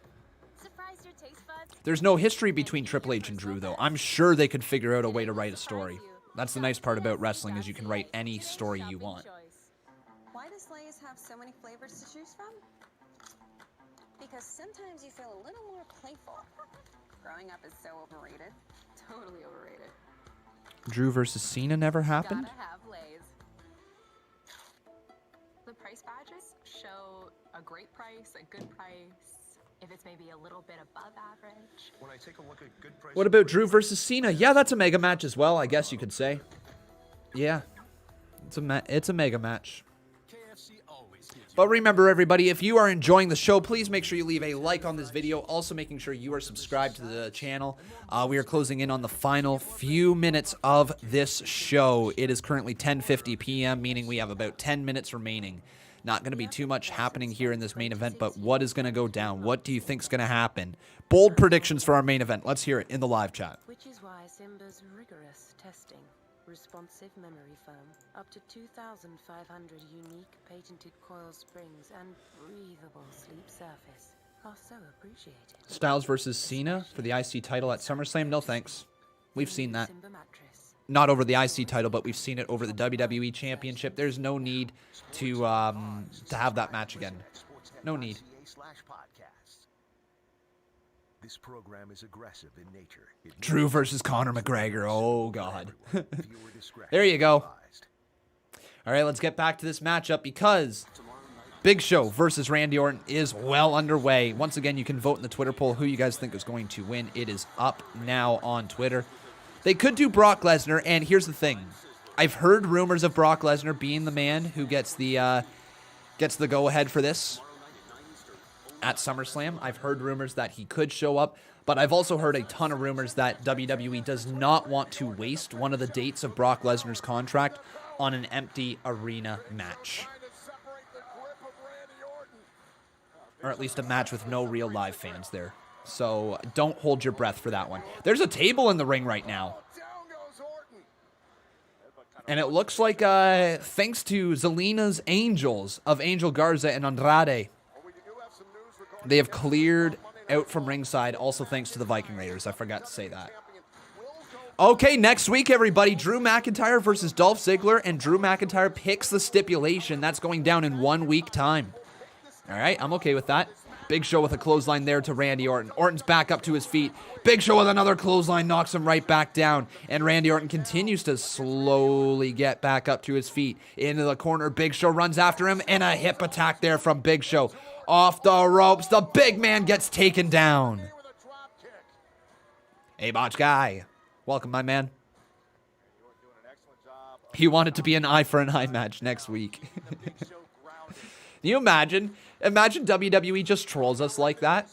Oh my God, Orton looking for the punt here now. Looking for the punt. Randy, no, countered by Big Show. Lifted up to his feet and driven down into the mat with a choke slam to hell. 2. Orton just kicks out. Paul Carpenter, thank you, my man, for your $5 dono. He says Triple H versus Drew McIntyre was my dream match in 2010. So now, hell yeah. Honestly, I'd love to see it. Would really like to see it. Hey, Jason Lyle, welcome to the live stream, my man. How you doing?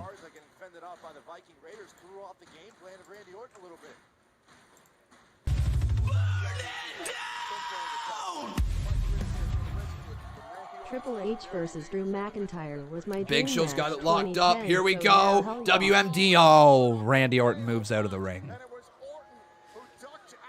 Ooh.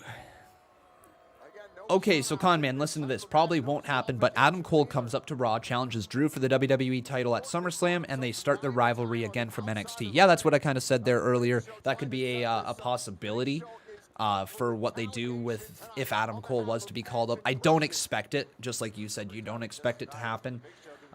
But it is a possibility when we talk about superstars who could face Drew McIntyre at SummerSlam. Adam Cole would definitely be entertaining. Randy Orton would be the best option. It's not even close. Randy Orton is number one. Triple H would be really cool as well. And then besides that, I don't know who else you could put in a match against Drew McIntyre. You could do Bobby Lashley again, sure. You could do anybody you wanted to, I guess. But in terms of making mega matches, oh my God, is Big Show gonna go to the top? No. Is Big Show thinking of Vader bomb through the table? Are you kidding me? Big Show all the way up second rope. Big Show. Oh, he goes right through the table. Big Show, are you okay? As Randy Orton moves out of the way in the nick of time. How about Roman Reigns, or is he still on SmackDown? Well, Roman Reigns is just not on WWE TV at all right now. Immune system is compromised. He has not been on WWE TV. Looking after his family, looking after himself. But Big Show missed the Vader bomb. And now Randy Orton maybe slowly gonna go for a punt, or is he going for an RKO? What is he thinking? Randy Orton slithering up, coiled like the snake that he is, ready to strike. Randy Orton up to his feet, Big Show up to his feet. Here it comes, RKO. Good night, Big Show. 1, 2. What? Big Show just kicked out of the RKO? What?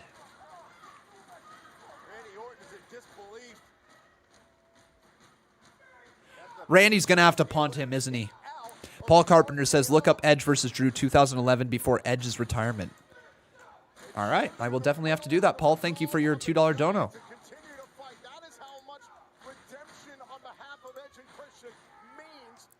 You don't see the RKO get kicked out of very often. Uh-oh. Steel chair in hand, though. This isn't good. This is not good. Big Show, you don't want to be there, man. Oh, shot to the midsection from Orton. Steel chair across the back. And Big Show is getting hurt right here by the Apex Predator. The Legend Killer looking to put an end to the legend that is the Big Show.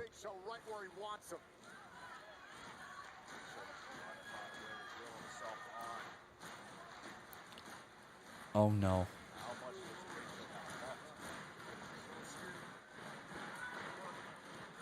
Oh, no. Orton again with the steel chair in hand, and another shot across the back. Have a good stream there, Botch Guy. Enjoy it, my man.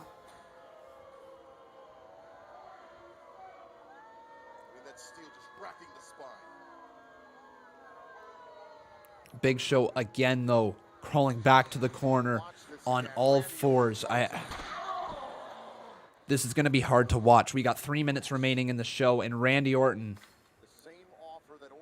is in full control over the Big Show. Big Show could not help himself. What is this unsanctioned match? And a shot with the steel chair slowing up Big Show. Another shot with the chair. Oh my God, is Orton seriously going to do the draping DDT over the top rope? Oh, come on. No way. Oh, the draping DDT to the Big Show.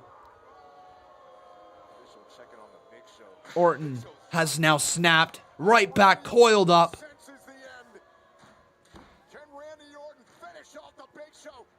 Looking for another RKO. Orton is so freaking good, isn't he? So freaking good. Big Show slowly up to his feet. To one knee. To 2 feet. And down back into the mat. Courtesy of an RKO. It's over. Orton defeats the Big Show.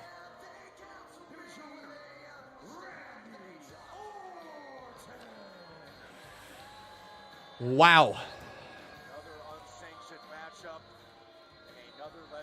That was something. Randy Orton's momentum continues.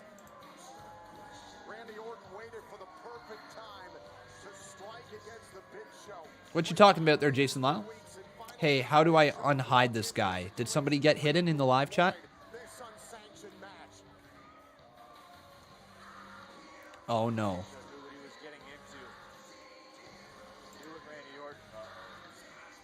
Oh no, are we about to see a punt? Oh no.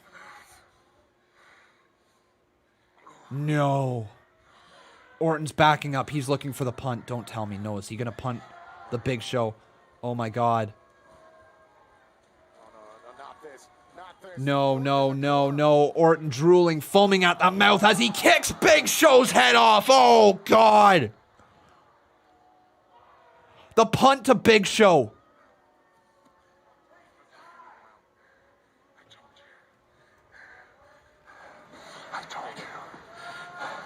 I told you. Just like all the others. One more legend down!